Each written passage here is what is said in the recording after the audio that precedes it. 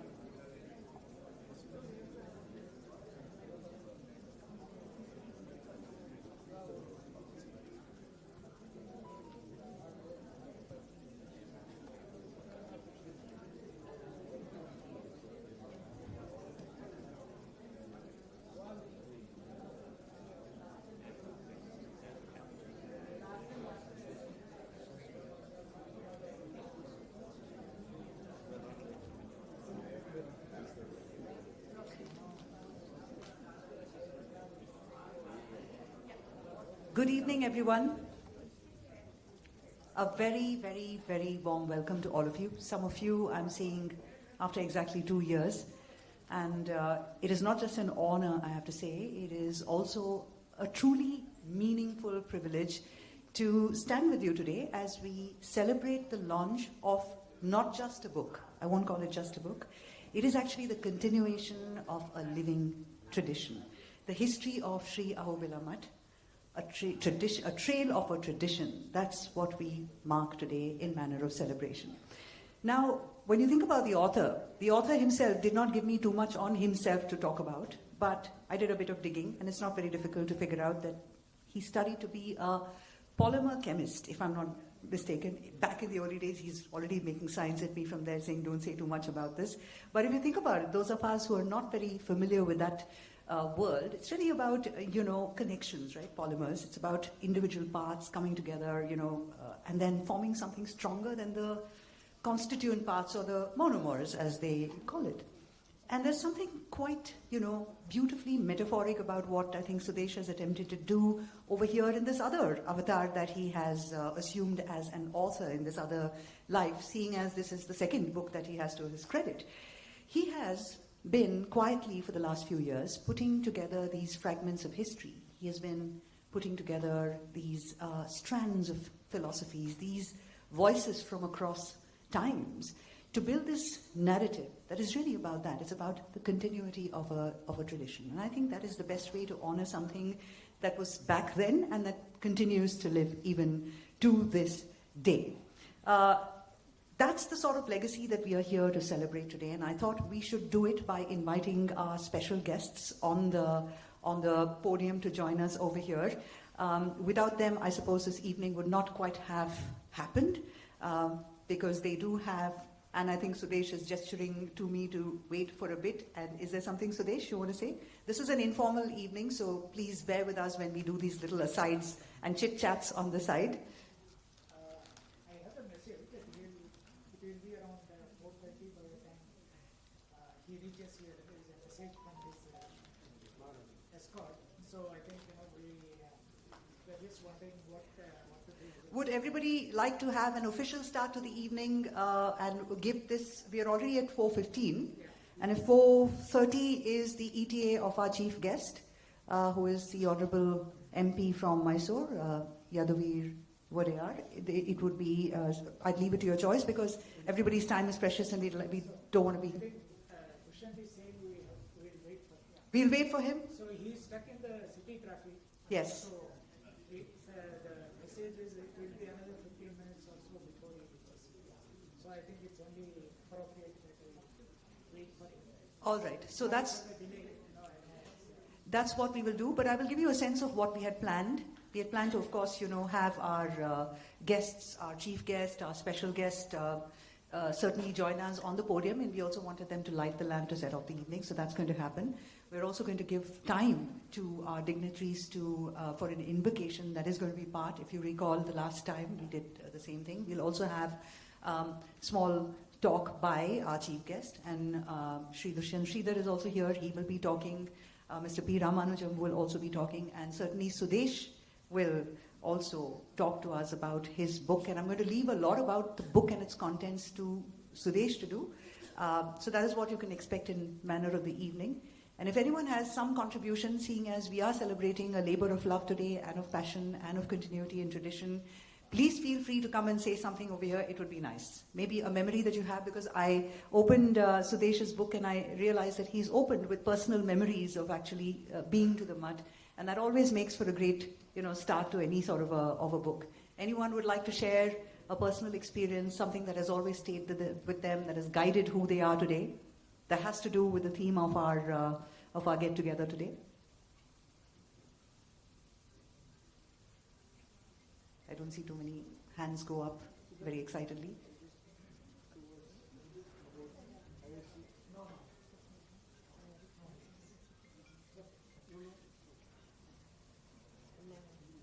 I think I will have something to. Sure, please do come. Do we have any handheld mics, or you can come up on stage? Perfectly all right.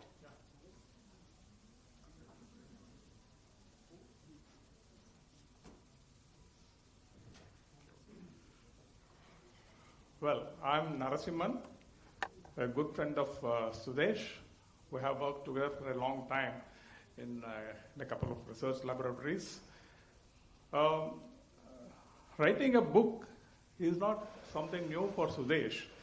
Very early in his career, he wrote an excellent book immediately after doing his PhD.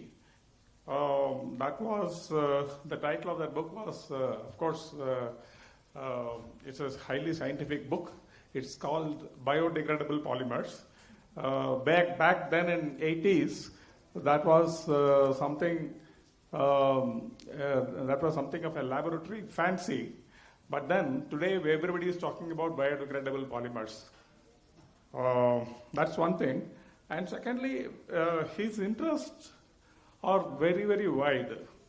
Apart from chemistry and science, we have always been discussing a lot of subjects other than chemistry. He's a strong, he's a strong debater, whether it is Visishtadvaita, Advaita, or even Buddhism.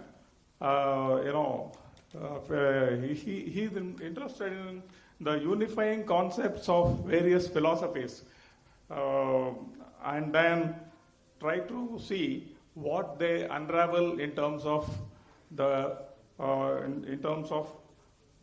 looking at the ultimate reality.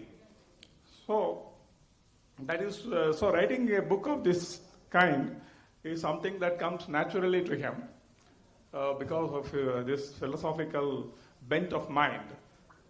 And one thing I would like to share here is that he is a perfectionist. He would like to do everything the way it should be done. And at the same time, having done that, he will always undermine his efforts.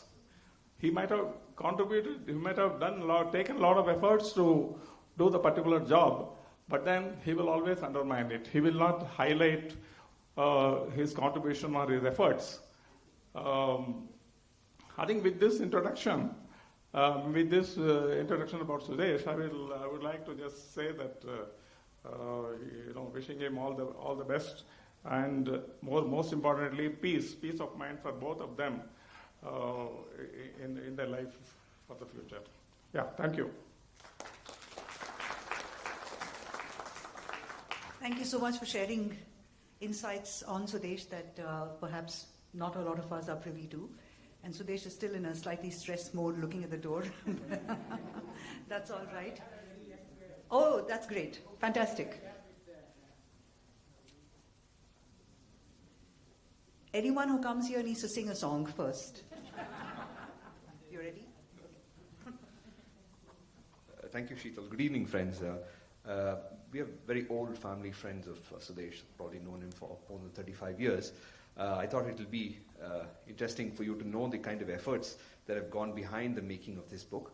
I have been one of the few people who have been privy to the, from the ideation stage of this book and the previous book. Writing is a thankless job today, and it's very rare that somebody can even think of getting back what they've invested if they're a writer. It's very rare. So in this kind of situation, to actually venture writing a book like this, it's only driven by passion and kind of what we call as Rishi Rina in the traditional language, that we owe a debt to our ancestors, the great thinkers of the past. And how can we repay the great sages, the great rishis of the past? The only way is to perpetuate knowledge, to share whatever little we know with the rest of the world. And that is exactly what Dr. Suresh Kumar has done through the 2 books that he has worked on. And I know the immense effort that have gone in, because what you see is a very beautifully designed book. Our friend Rajneesh is also here, who has designed the book, and a lot of nice pictures, photographs, text. But to get every one of this, piece of information, the amount of time he has to travel from, whether it is to, the Navanarsimha temples or the Ahobila in Chennai or to Hyderabad to gather information, make new contacts and reach out to people. Sometimes they take their own time in responding, collecting photographs, giving it to GK Vale and getting it, improved. And to ensure that your book like this comes out, there's a lot of personal effort. It's not just about the money, but it's also about a lot of effort to ensure that it's something very readable and very, reader friendly. So, and it requires a lot of passion and motivation to do that. Because at his age, it's very easy, you've made your money, you can play golf, you can travel around the world, and you can do other things. But to take so much of time and effort and to want to bring out something so meaningful, I think is a great thing. And it's very inspiring for younger people like me that, even as you grow older, you should not lose your passion for doing something new. Because this is not his mainstay. Like somebody said, he's a great, chemist, and he has worked in that area for so many years. But now to take something totally different and to put so much of effort and bring out some thing like this, it's very inspiring. And I'm very fortunate that I've been part of this journey in some little way. And I'm sure all of you are going to enjoy reading the book when it reaches your hands. And thank you for giving me this opportunity to say a few words.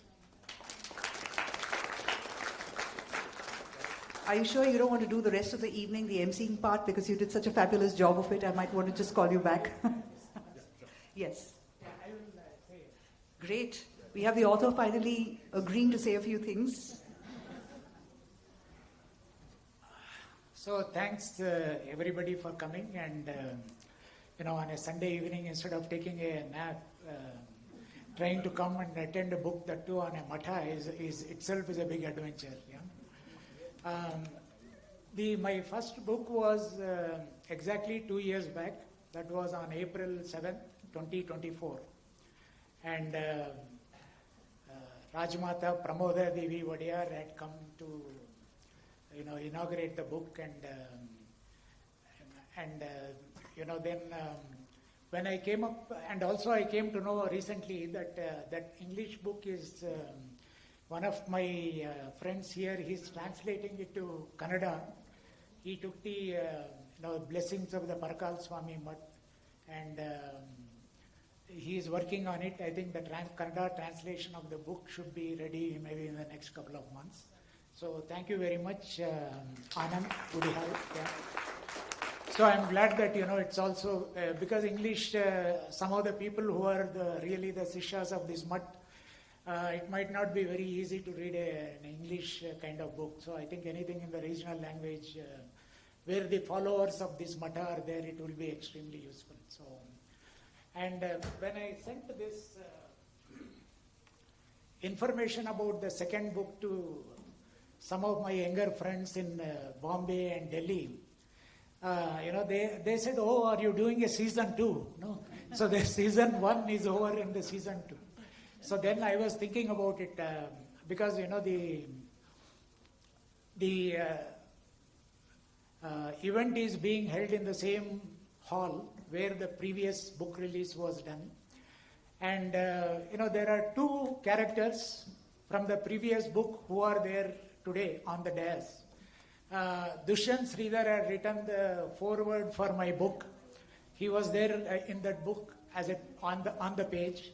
And likewise, the Yaduvir's picture is also in my previous book, because there is a photograph of him, where he is being installed as the tutelar head of the Mysore royal family in the presence of the Parakala Swami in the Mysore palace. So that picture is there. So now we have the main guests for today's event are from my previous book, who also find mention. So in that respect, it is like a season 2 of the thing. So I am very glad for that thing. So, of course, whether there will be a season 3 or not, I don't know. Only the Lord of Seasons would know. But so I wouldn't know that. But I thought, since I have some time, I thought I will share with you. So thank you very much.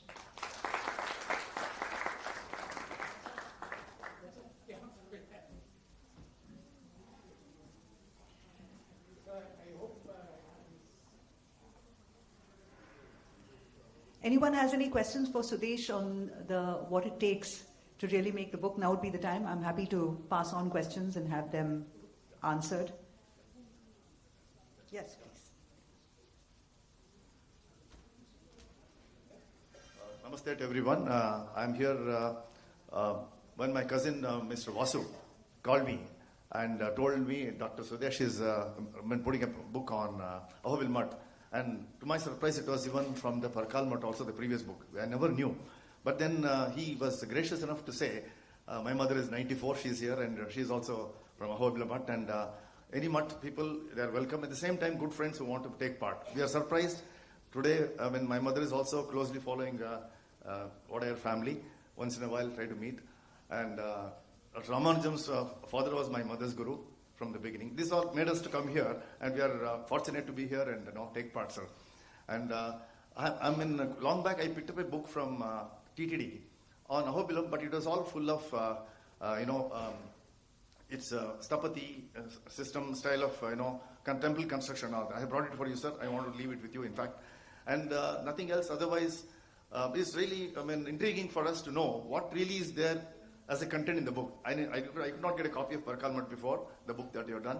I'm sure the many more seasons that are to come is something that you mentioned. Beautiful. We would like to look forward, and all the blessings from all the people here should be in there. Thank you. Namaskar.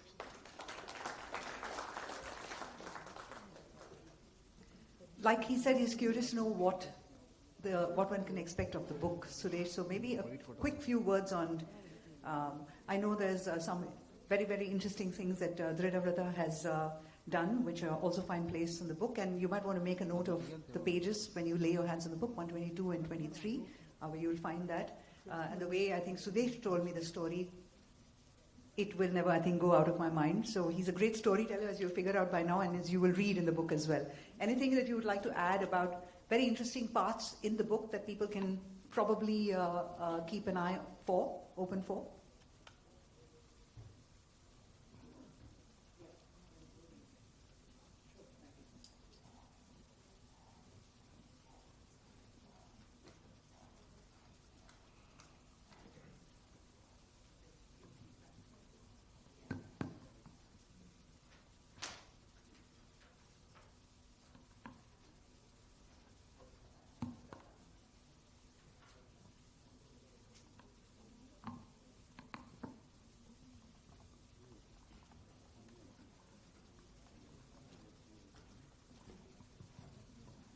So, thank you, Sheetal. I think what I am going to, since he mentioned it, this is anyway part of the, the sort of presentation which I was supposed to make, after all the guests on the podium.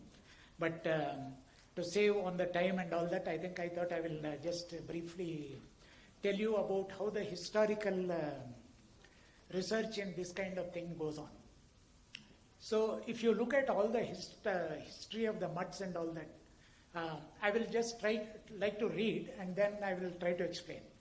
The previous precious little was transcribed as a regular record-keeping activity in most of the monastic orders of South India. If you look at all the Mutts, whether it is Shankar Mutts or the Sri Vaishnava Mutts or the Madhva Mutts, most of the history is mostly anecdotal, oral, and then there is no evidence-based records which are available to prove the chronology of the events, or whatever is generally spoken about the greatness of the acharyas or whatever it is.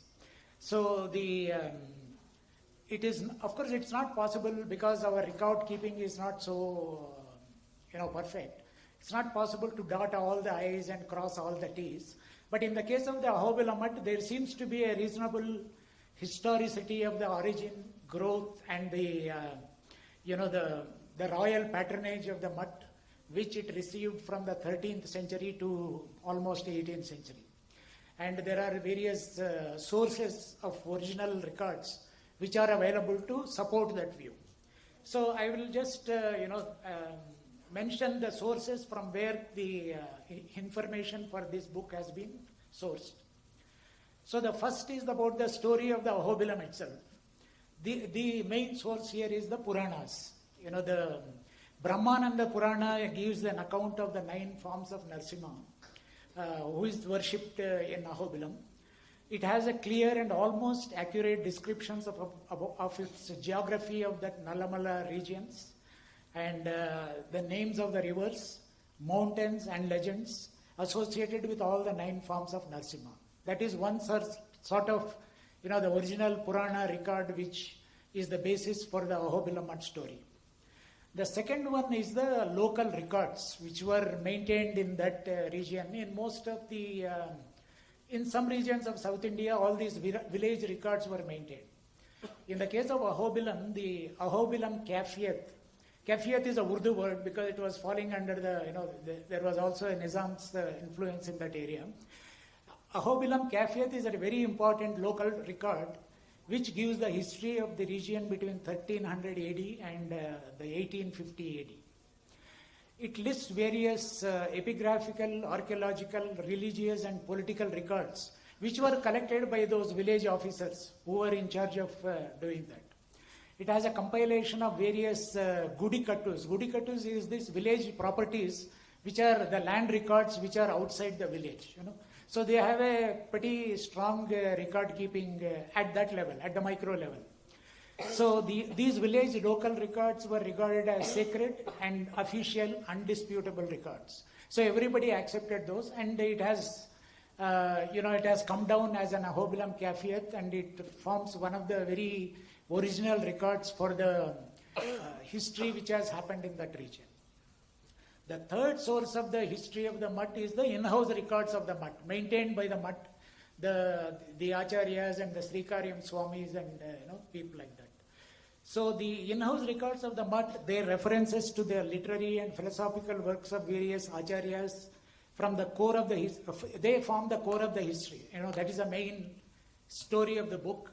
From the time it was founded by a person from Melkote, who goes to Ahobilam, and till today, it has 46 acharyas, and their records and their it has a compilation of various.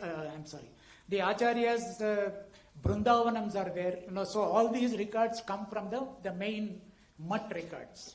So that is obviously the most important source for the history of the book. And there is another fourth story which is very specific to the Ahobilam town. See, this Ahobilam and Tirupati are the 2 Divyadeshams which are on the Nalamala hills. So the Ahobilam happens to be the northernmost of the South Indian Divyadeshams. It is about 250 kilometers above Tirumala. And, there is there is a lot of tribal population along the Nalamala regions. So those tribes are called as Chenchu tribes. So the Nalamala mountain range has indigenous population called Chenchu tribes. According to their folklore in 14th century, 15th century, after killing Hiranyakashipu, the Lord Narasimha was roaming on the hills of in his Ugra Narasimha form, and then meets a Chinchu princess, and then he falls in love and he gets married as per their folklore, and he becomes the son-in-law for these Chinchu tribes. And the one who is being worshipped there as Lakshmi Narasimha is their son-in-law. That is their version of the Sthala Puranam of the Ahobilam. This is one story, which that's why even the Nava Narasimhas, I think it's not very clear, but the Nava Narasimhas are shown, and the founder Acharyas and also the Chenchu couple, that is Chenchu Lakshmi Narasimha image is also there on the front cover. This is the fourth source of information for constructing the history. Then the final, the source, which is, of course, the 18th, 19th century source, they are called Mackenzie collections. Lord Mackenzie was a surveyor general in the East India Company. Then he becomes a part of the thing. And he had a passion to collect all the information that was available in the Madras presidency, Mysore state, as well as in the Nizam regions of Andhra, Telangana and all that. So he has a massive collection of inscriptions, epigraphs, drawings, temple architecture, and so many things. It's a very, very massive collection. most of the South Indian history that we hear in our TV or in the books is actually based on the information that was collected by Mackenzie. So, and that same information, when he left India, it was all passed on to the Oriental Library in Chennai. And later on in the early 20th century, it was published as Epigraphica Indica, which by the Archaeological Survey of India, where a lot of these documents, the manuscripts, everything has been stored. And so these are the 5 sources of information from where the inputs for this book have come. So basically that you have to take them as data points, and then you have to connect all the dots and come up with a story and compare it with the original records of the Mutt, which are maintained in-house, and try to validate the story. When you do that, there are of course some chronological discrepancies. For example, the first instance of the scholar who goes from Melkote to Ahobilam, Kidambi Narasimhacharya, Srinivasacharya, he goes there and the tradition says that he meets the Prataparudra, the Kakatiya king, the last ruler of the Kakatiya dynasty. But there are some 40 to 50 years of chronological differences from the time, from the birth dates of the founding Acharya to the period of the Prataparudra. Like that, there are some minor, but the story itself, so like that you need to do a matching with the other historical records with, what is recorded as in-house materials. But overall, I think the 90 to 90% of the information that is available, although it's very sketchy, it is still very authentic and can be validated by all these 5 sources of historical records. So that is the important part. I think it was also the same thing with the history of the Parkala Mutt. Being located in the Mysore state, and because of the Mysore kingdom, the record keeping of the Mutt was exemplary. So they could really keep all the documents, including when the Acharya goes for a Digvijaya Yatra, where he stayed, on which day, what was done, in which house he stayed. All these details also were maintained. So of course all these details are not available with the Ahobila Mutt, because essentially it is considered as a Matha on the move. There is technically speaking, there is no headquarters for this Matha. It is only for the convenience of the Acharyas and all that, and now because of the urban areas, there is a designated place which you need to have a registered office and things like that. So the record keeping must have been really difficult. Based on all these records, I will just give a few snippets, because I had prepared this talk for about 15-20 minutes, because that's what I had given. So one of the things is this, the founder Acharya of the Mutt, Sri Adivan Shatagopan Muni. He was the guru who initiated Annamacharya into the Sri Vaishnavism. He did the Samashrayanam and all that to the Annamacharya when, so the many of his Sankirtanas of Annamacharya, mostly on Lord of Tirumala, but he also has a few hundred Sankirtanas on Ahobila Narasimha. And he also has Sankirtanas on the founder Acharya of this Mutt. So, which is a record that they were the contemporaries, and this information was not known until the Annamacharya Kirtanas were found in the Tirumala Tirupati Devasthanam only about 100 years back. Till that time they were lost. They were all kept in the, what they call as Bandaram in the main temple. But in 200, 300 years, nobody bothered to open them and see what was inside. So they all came out only actually because of some, some default thing, and they came to know that then the TTD was formed, and then this Annamacharya works were taken up. They were decoded by the musicologists, and Nedunuri Krishnamurti, Rallapalli Ananta Krishna Sharma, all these people decoded, and then the M.S. Subbalakshmi series of Annamacharya Kirtanas appear. So the guru for the Annamacharya was the first Jiyar of the Ahobila Mutt. The second information is about a seventh Jiyar, Acharya, who was between 1513 to 1525 CE. He composed a work called Vasantika Paranayam.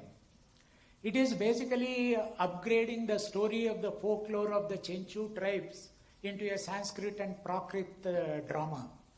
So it was based on the oral folklore of those Chenchus, and this was elevated into a Sanskrit drama. And also it became, it became so popular. Even this manuscript was lost for about 200 years, and apparently it was accidentally discovered in somebody's residence. And then after that it really became very popular, and it became a part of the popular culture. So we hear the stories of Chenchu Lakshmi. It was also made into movies. In 50s and 60s, 2 versions of Chenchu Lakshmi movie was made. All these things were, originally the popular adaptations of the Vasantika Paranayam book, which was published by the 7th Jiyar of the Mutt. This is one story. The another one is about an inscription of 1578 to 79. This is after the fall of the Krishnadevaraya, after that war at the Talikota, the Sultan of Golconda, that is Ibrahim Ali, attacks the temple, the Ahobilam temple, and he plunders the wealth from the temple. And he takes the idol of Lakshmi Narasimha to Golconda. It is recorded both in the Ahobilam Kafiyat, that is the Ahobilam records, and also the Persian records, which were maintained by a famous Persian historian called Farista. Both the sources say that king, that Ibrahim Ali, after plundering and when he goes back to Golconda, that on the same night he gets paralyzed and he dies. Of course, the one version says that the god punished him, and the Islamic version says that the devil possessed him, and then he died. So that is and then after that the Kuli Qutub Shah, he becomes the next sultan, and no worship takes place in the Ahobilam temple for several decades. The 25th Jiyar, the one who comes after some time, he makes an appeal to the king Ranga I. By that time the Vijayanagara dynasty has gone, the Aravidu dynasty has come, and he was the king Ranga I. He appeals to him and he says that you need to recapture the temple and bring it to the custody of the Mutt. The king had an utmost respect for the Acharya, because they were traditionally the gurus for those kings, and he orders his commanders to he gives 2 commanders to him, and then this guru had some ideas on how to do the attack, what should be the military field placements of the army and everything. So all those things are he gives those commanders under the control of this Jiyar, and ultimately they drive out the armies who were placed there, and then it again comes back to the custody of the Ahobila Mutt. That is again, which is written in many of the the records, and also it is written in those books that he mentioned about Ahobilam, which were written by some TTD scholars around 1990 or so. So it's a well recorded story. Then another one is on the 26th Jiyar, that is around 1815. I thought Yaduvir will be here to listen to that, but he is not here. But based on some of the letters of the correspondence available, the Maharaja of Mysore, Sri Krishnaraja Kantirava Odiyar III, and Sri Ghantavatara Parakala Swami of Sri Parakala Mutt, they invite the 26th Jiyar, this is in 1815 CE, to Mysore and to the palace. And he was presented with a palanquin, a golden palanquin, a silver mantapam, etc. The palanquin was popularly known as Mysore palanquin, and this was used for carrying the Ahobila Mutt gears for several decades. And interestingly, the records also show the palanquin bearers, the people who carry the palanquin, they were all supplied by the Rajas of Gadwal. Gadwal is a samsthanam near Kurnool. He was a great devotee of the Ahobila Mutt. His name also appears in several pages in the book. So this is another story. And then there is another 27th year, which is around the period of 1829.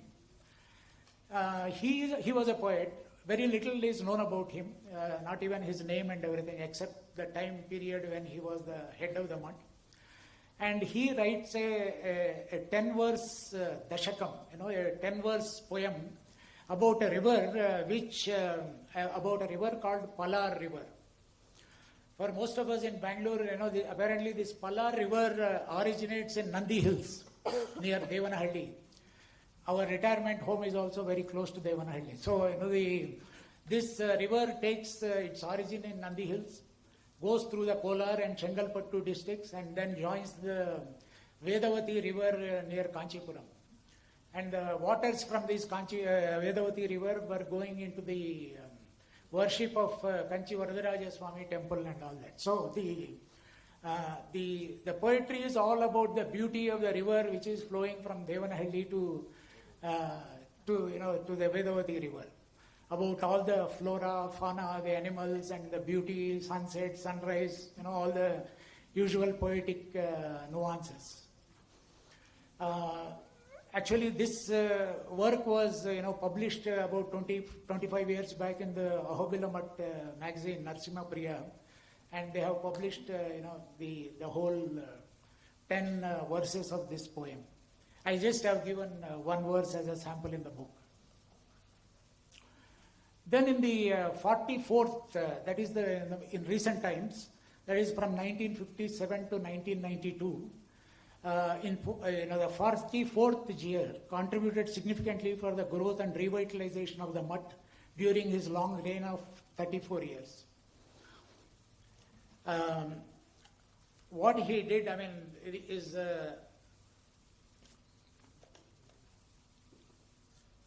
remarkable because the Srirangam, the most important shrine for all the Sri Vaishnavas, it had an unfinished Gopuram at the southern entrance. It was called as Mottai Gopuram because it was started by some king in 1455.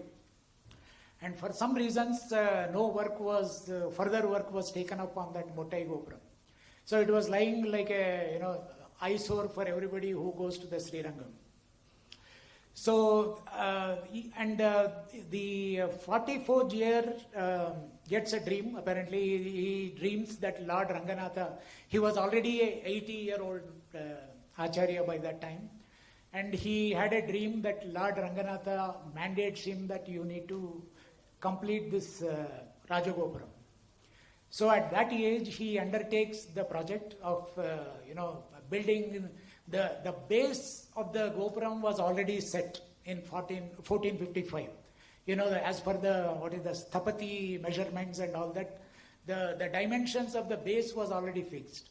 But only the tower, as per that, you need to build a tower.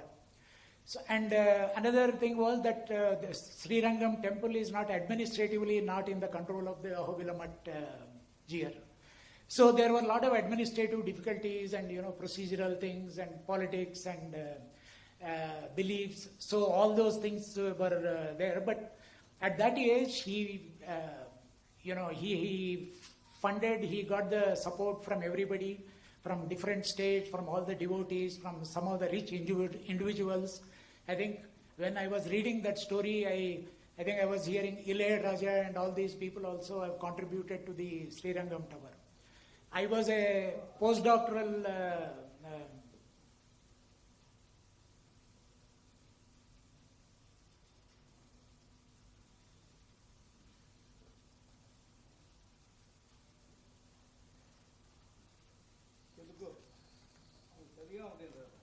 Rangarajan Swami. I have seen you in the temple. Yeah. So I'm sorry, where was...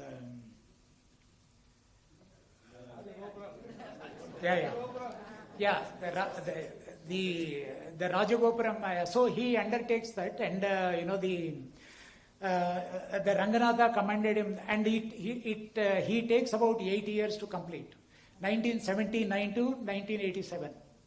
At that time, I was a postdoctoral research fellow doing polymer chemistry in US. So I could read about the story in there was also a Telugu English Narasimha Priya which was being published from the Hyderabad branch in those days. So I could see somewhere they were asking for funds and all that. So I was a student, I didn't have much money, but then I also contributed to that Rajagopuram. So, and after 40 years also, I am writing a story about the construction of that Rajagopuram. So that is something which is very interesting. And then the 45th year, the one before the Prakritam year. So I think the 600th Annamacharya birth celebrations were done by TTD in 2008 at the birthplace of Talapaka of Annamacharya, and a tall statue of some height was installed at that time. So I think he was asked to preside over that function, because anything that happens, because the founder Acharya was the guru of Annamacharya, any functions of Annamacharya are all presided by the GRs of the Ahobila Mutt, whoever is. So that was another, and it is a customary. In fact, the Prakritam, the current year was in Tirupati just 15-20 days back because of the Annamacharya Vardhanti celebrations. He was official guest of the temple for 10 days, and then I think he was on his way to Muktinath. And I understand that he is back in India now. So, and coming to the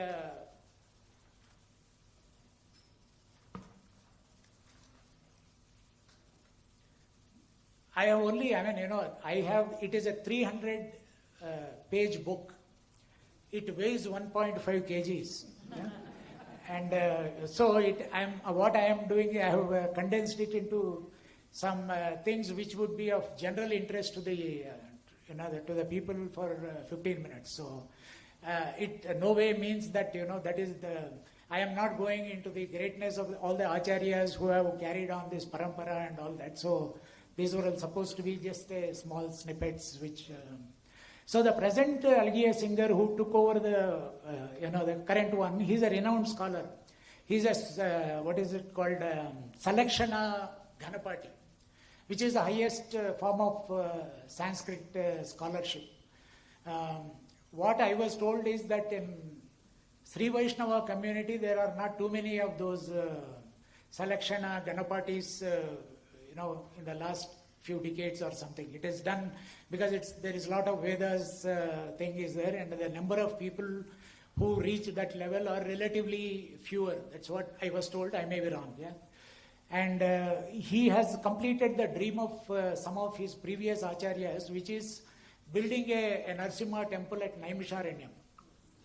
That was the dream from the 44th, 43rd onwards they were planning, because one of the Brindavanams of the previous acharyas is in Naimisharanyam.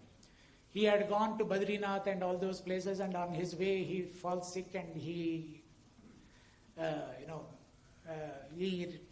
the Brindavanam was built in Naimisharanyam.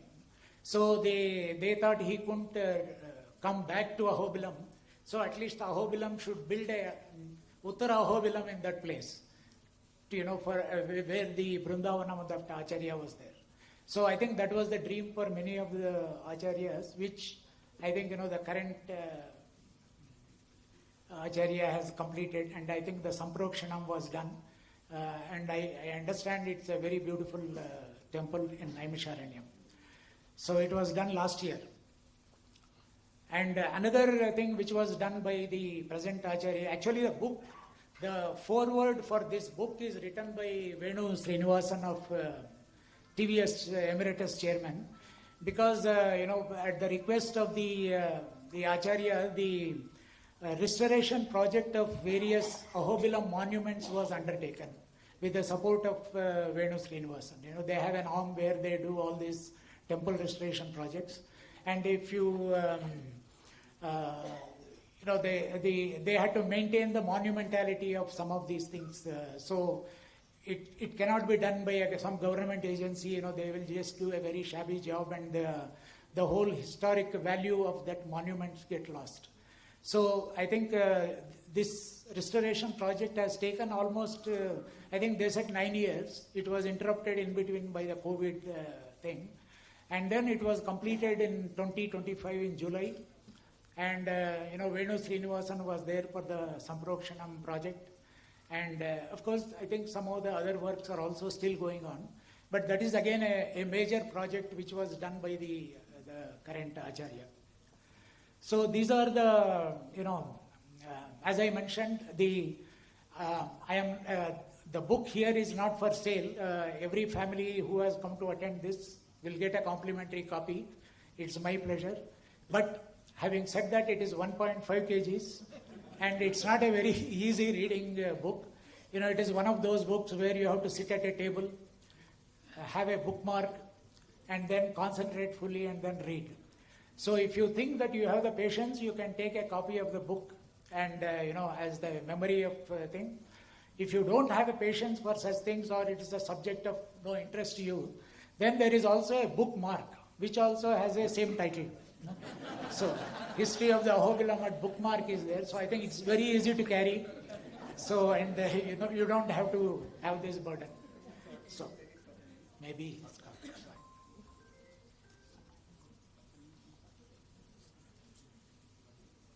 Yeah, hello, sir. Hello? Bandhira? Huh? Hello? Somebody, can I just go on?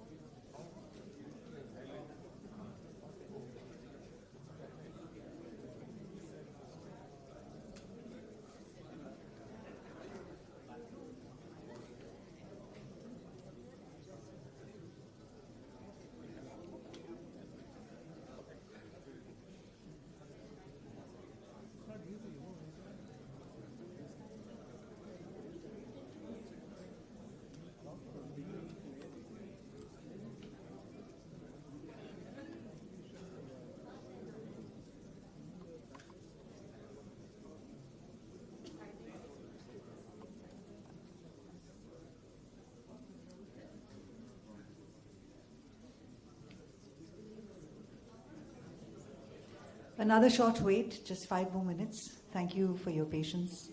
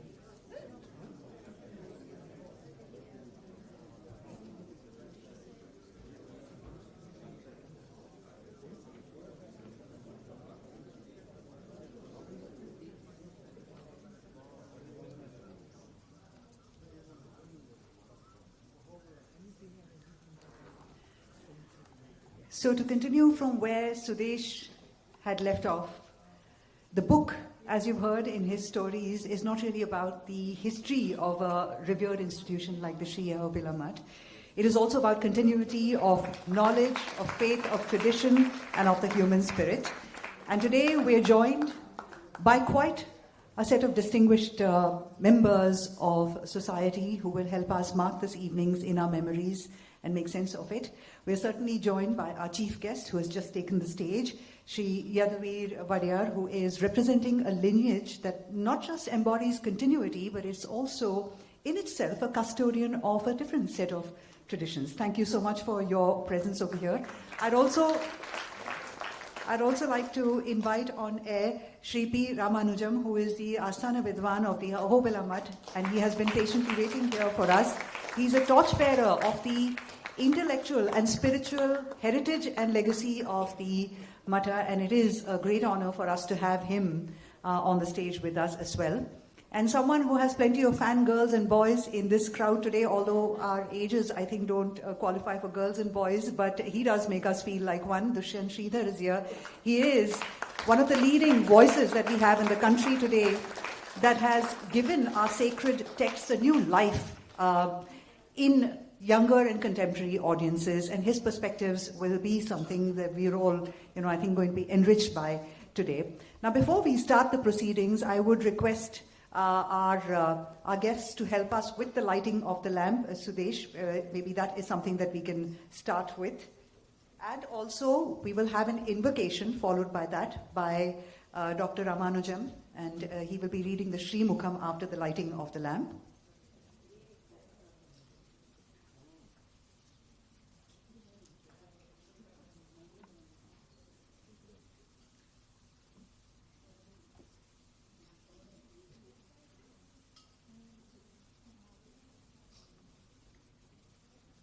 Requesting Padmaja to please join the stage.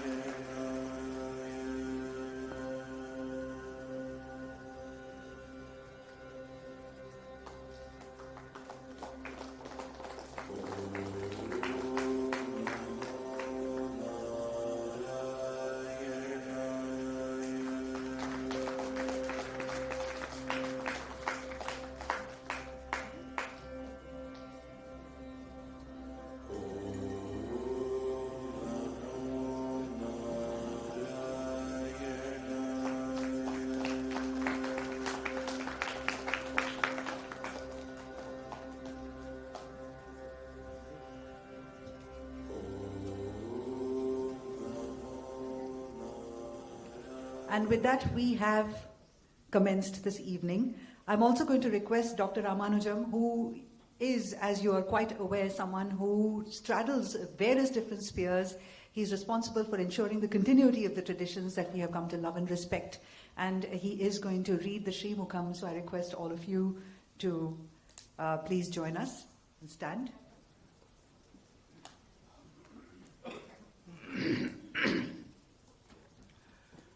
I'm going to do two things. One is the Mangala Shasanam, invocation about Lord Lakshmi Narasimha of the Ahobila Matham. Then a Srimukham from the current Swamiji, rendered by the Srikaryam. Since they are on tour, I'm just reading out that message, which is also part of the book. So both together must take maybe about 5 to 6 minutes. Please participate. Sriman Lakshmi Narasimha Katutara Ninadatrasta Vishwandaugré Veere Daityendra Vaksho Vidalanamujite Bhishane Vishnu Samje Bhuyat Bhakti Parame Jwalati Sakalavit Sarvabhaumeti Bhadre Patyau Sarvasya Mrutyor Mrutikriti Vinatananda Kande Mukunde Srimad Garuda Shailavasa Rasikat Shri Shankha Chakrankitat Lakshmi Kaustubha Hema Champaka Rucha Nirnita Sarveshwarat Gramat Gramamatan Swakiya Sharanatranaika Baddha Sprihat Malolada Param Purana Purushat Prapyam Najanimahe Sopanat Kapadat Prasanna Vadanat Karunya Purnashayat Vamankasphuradindira Tanulata Samslesha Romanchitat Adishri Shatakopa Sanyami Varairarye Samaradhitat Malolada Param Purana Purushat Prapyam Najanimahe Dishyasur Dirghamayuho Dhanam Aparimitam Deha Pushtim Varishtham Putran Mitrani Daran Akhila Sukhayutan Adhipatyancha Bhume Udyan Martandarochih Paritaya Vikasat Pundarika Prabudhaha Srimal Lakshmi Narasimha Prasumara Karuna Pura Purnah Katakshaha Sri Vishwavasu Meena Krishna Dashami Bhanuvasara Dine Bengaluru Nagare Dr. Suresh Kumar Mahabhagaihi Pranitasya Srimad Ahobila Matha Parichayakasya Pustakasya Lokarpanam Samsadaihi Sri Yaduvira Mahabhagaihi Kritam Achandrarkam Vijayatam Shubhamastu. Now this is, I'm just reading out, it's in English, the message from the current Swamiji as issued by the Srikaryam, Principal Secretary to the Swamiji. Srimate Sri Lakshmi Narasimha Parabrahmane Namaha, Srimate Srivan Shatakopa Sri Ranganatha Yatindra Mahadeshikaya Namaha. The Sri Vaishnava religion is very ancient and could be traced to the Vedas. This long line of holy tradition was well established after Sriman Nathamuni and Yamunacharya, also called Alavandar, by the great Acharya Sri Ramanuja in the early 11th century. Subsequently, Sri Vedanta Deshika, who followed Sri Ramanuja, who was a great polymath on this tradition, through his dialectical treatises, provided an unassailable status to this tradition. Probably this tradition from then on gave rise to many subdivisions as Vadagalai, Tengalai, and even amongst them further divisions in the post-Vedanta Deshika period. But Ahobila Mutt is one of the two great religious institutions along with the Parakala Mutt, which is well known, and the Sri Vaishnava Sampradaya is generally weak in maintaining historical records accurately, and as such it is difficult to trace and bring to light the modern followers this great tradition. However, from the available records and inscriptional evidence, one can gauge the growth and contribution of these traditions. As for the Ahobila Mutt Sampradaya, fortunately there are some records and evidence still available, and through these one can reconstruct the Sampradaya to some extent. There are some hagiological works and some research works have been written in this regard.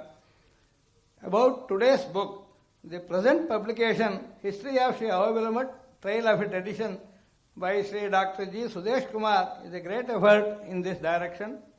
Dr. Suresh Kumar has traced the origin and development of this Sampradaya through centuries based on inscriptional evidence and authentic historical facts. He took pains to visit the places where the evidence are available and had presented them accordingly. The contributions of each and every Aishinger, called the Jier, is provided with proofs. The colorful photographs, references and glossary add charm to the whole book.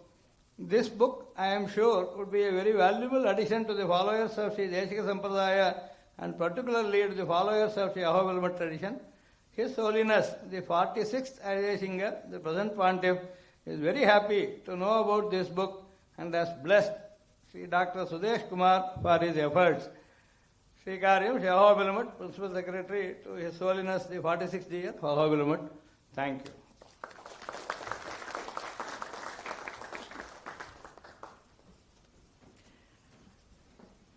You have, of course, seen the book. You have heard of the book in Sudesh's voice.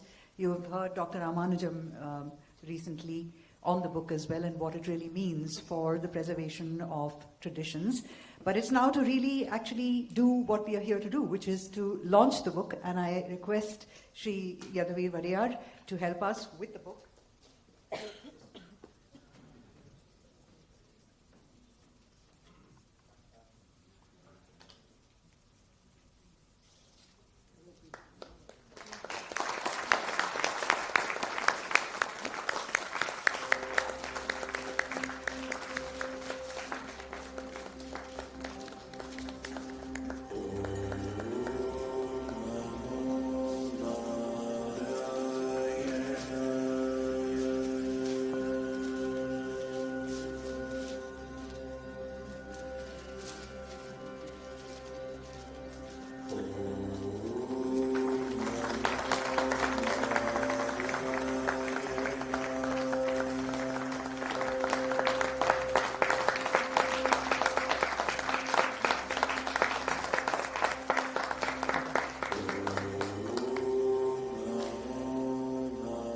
And with that, I hope you have a great time reading and are not just satisfied with the bookmark, as Sudesh had hinted you might want to actually do if you're not into the subject matter.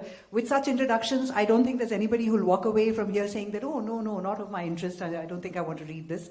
If you are that person, talk to me outside. I will have many things to say to you. But in manner of an address, we do have a chief guest over here. Like I said, he again represents a long line of continuity, and this is a book that is really about continuity, about preservation of knowledge. It would be great for us to have a few words from you to address and complete this evening.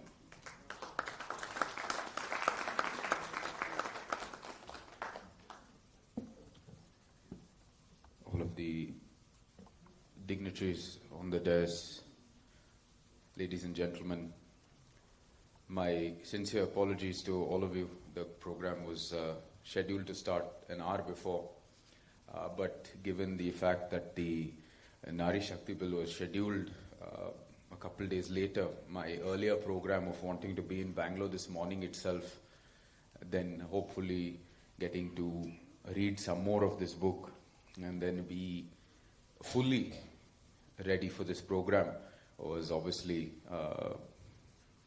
upturned in many which ways. But nonetheless, seem to have made it, albeit 1 hour late. Again, my apologies to all of you. Alongside that, of course, didn't get a chance to fully go through the book, I won't lie, because many reasons we had this complete change of schedule for the last couple of weeks. But nonetheless, given the fact that the previous Parkar Mutt book also was written by the same author, same trajectory was followed, I have no doubt in recommending that this book, or rather giving my recommendation for this book wholeheartedly, and I'm sure we will all be a lot more knowledgeable on the traditions and the history of the Ahobila Mutt, something that has a very significant part not just for our Sri Vaishnava tradition, but in the fact of the modern context and the fight towards preservation of our dharmic traditions. I was just complimenting the author on the lovely book cover, which has all of the 9 vigrahas from the, every single one of them, from Krodha Narsimha to Lola Narsimha to every single one. We've had, of course, a brief of the book, and there is no one here who isn't introduced to Ahobila Mutt. The history, of course, traces itself to our own palace tradition, and which has been significantly influenced by the Parkar Mutt itself. And the first pontiff of the Ahobila Mutt, of course, born as Suresh Acharya in Melkote, was also started his education in Kanchi. After that, went to, of course, had the divine dream that he had, and then went to Ahobilam and set up the Mutt, and the history therefore follows. The, of course, heroics and the resuscitation of the Mutt by the 7th pontiff is something that is noteworthy and needs to be, I think, highlighted in its trajectory. And more so than anything else, in the modern context, the current pontiff's, I would say, legal hurdles that he has overcome in many ways resuscitating what should be the tradition followed across the length and breadth of India is something that we should be highlighting every single day. And this book, I think, deals with that very well and addresses those issues on many fronts. I think that is the most important thing which we should take away going forward. The history, I'm sure, has already been elucidated. The facts of the starting of the Mutt, the tradition that is Sri Vaishnava Parampare, and everything else to do with it, I'm sure has been given at length, and I am no scholar in any of these means. If anything, I'm a very young student in these matters, so I am not going to get into those things. I am just here to say one small simple thing. If after so many years and our tradition has survived the many vicissitudes of time, it is, I think, really a sad state of affairs if, when we are ruling ourselves in the democratic setup that India currently has, we are unable to provide the necessary support and the institutional framework that is required to support these institutions. And in many ways, while Parkar Mutt is our spiritual and our Rajgurus at the palace and our guides, the trajectory and history of Ahobila Mutt many ways parallel to our Mysore palace. It started very much at the same time, nearly was completely destroyed by what was, in their case, the Deccan Sultanate, in our case, the father-son duo of Hyder and Tipu, but at the same time was able to resuscitate and build, I would say, in many ways, a very successful institution that really, beyond the fact of being an institution, I think benefited and gave tremendous amount of welfare and goodwill, generated tremendous amount of goodwill from the work it did towards its objectives. But at the same time, in its modern context, hasn't been able to align itself properly, or hasn't been able to convince the people of who it has benefited and also benefits from now, of the worth of preserving it. And I think this is what such books really bring out. And as His Holiness already pointed out, the traditions of, I would say, not just the Sri Vaishnava Parampara, across the board, length and breadth of India, has never done a good job of preserving it in the text format and getting this literature out and preserving it in every possible medium is, I think, our way towards re-educating much of society and having us aware of the need for preserving this and how to preserve it and why to preserve it in the modern context. And I think that is what I think more than anything else this book will contribute to, as did the book on Parkar Mutt as well. The awareness of society towards our tradition is the most important thing, and if we aren't aware, we do not elect the leaders we want. And so that is what will ensure, in the end of the day, the case that Ahobila Mutt went through and the case that currently we are going through in Chamundi Hill and so on and so forth would not come to fruition, would not come to light at all, or would not be necessary at all. So these are required very much so to reignite that dharmic tradition of firstly knowing the dharma itself, knowing the parampara itself, and knowing the practices itself. And I think above all, this book contributes to that in many ways.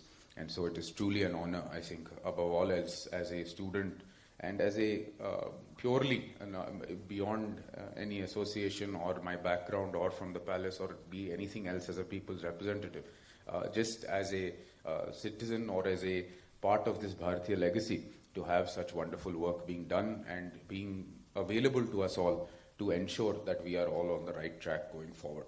So my many congratulations to the author, and I hope this is not the end. There are, of course, tremendous amount of mattas that and traditions that come under the Sri Vaishnava Parampara, all of which come from our lovely town of Melkote. And I hope that your next book, while certainly any of the mutts will be fine, I would certainly hope that it comes back to Melkote itself.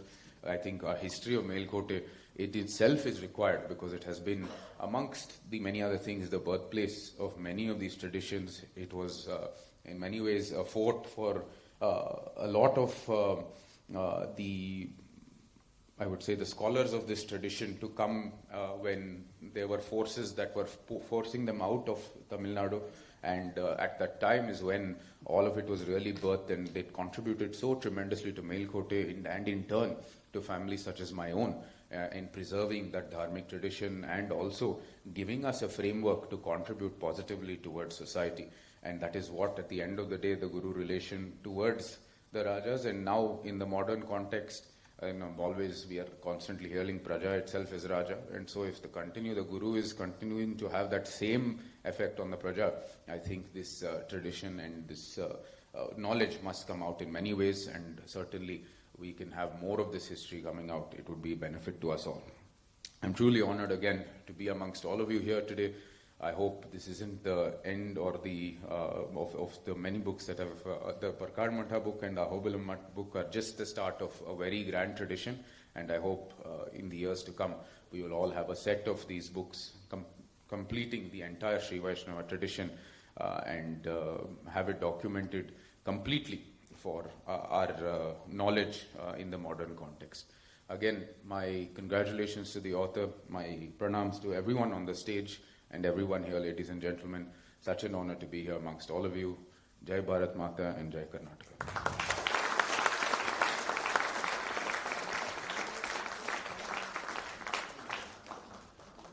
Suresh, in other words, as you can see, the course has been already charted for you, and since we lost Ashatai today, as everybody is already aware, I think the song that comes to mind is Abhi na jao chhod kar ke dil abhi bhara nahi. You have to carry on writing and preserving these traditions for generations to come. And speaking of generations, we did say plenty of fangirls and boys in this room, and certainly everyone is aware of Dushyant Sridhar, but his aura and magic also cuts across Gen, Y, Z, Alpha, Beta, Gamma. Am I following through? I mean, all the ones to come as well, and that will be his legacy indeed. Happy to tell you that he is here to also tell us a little bit about his ideas, his thoughts. He has been the foremost voice in the specific area, and through his work has made sure that contemporary audiences have a sense of these texts that live, the sacred texts that are alive and throbbing in our current existing lives today. Dushyant, the stage is all yours. Would you like a hand mic?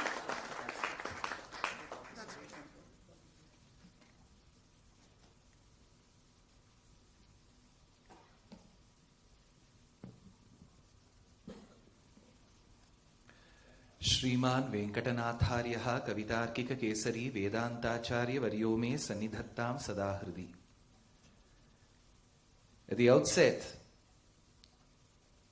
it is such a pleasure to see an author wanting to illustrate to the people who are a part of this larger event what Nrisimha is. Because Nrisimha, known as Malola, who's the Aradhya Devata of Sri Ahobila Matham, is Nrisimha. Probably the author wanted to illustrate that. So at the outset, we tore open the cover of the book. We began with an avataram there.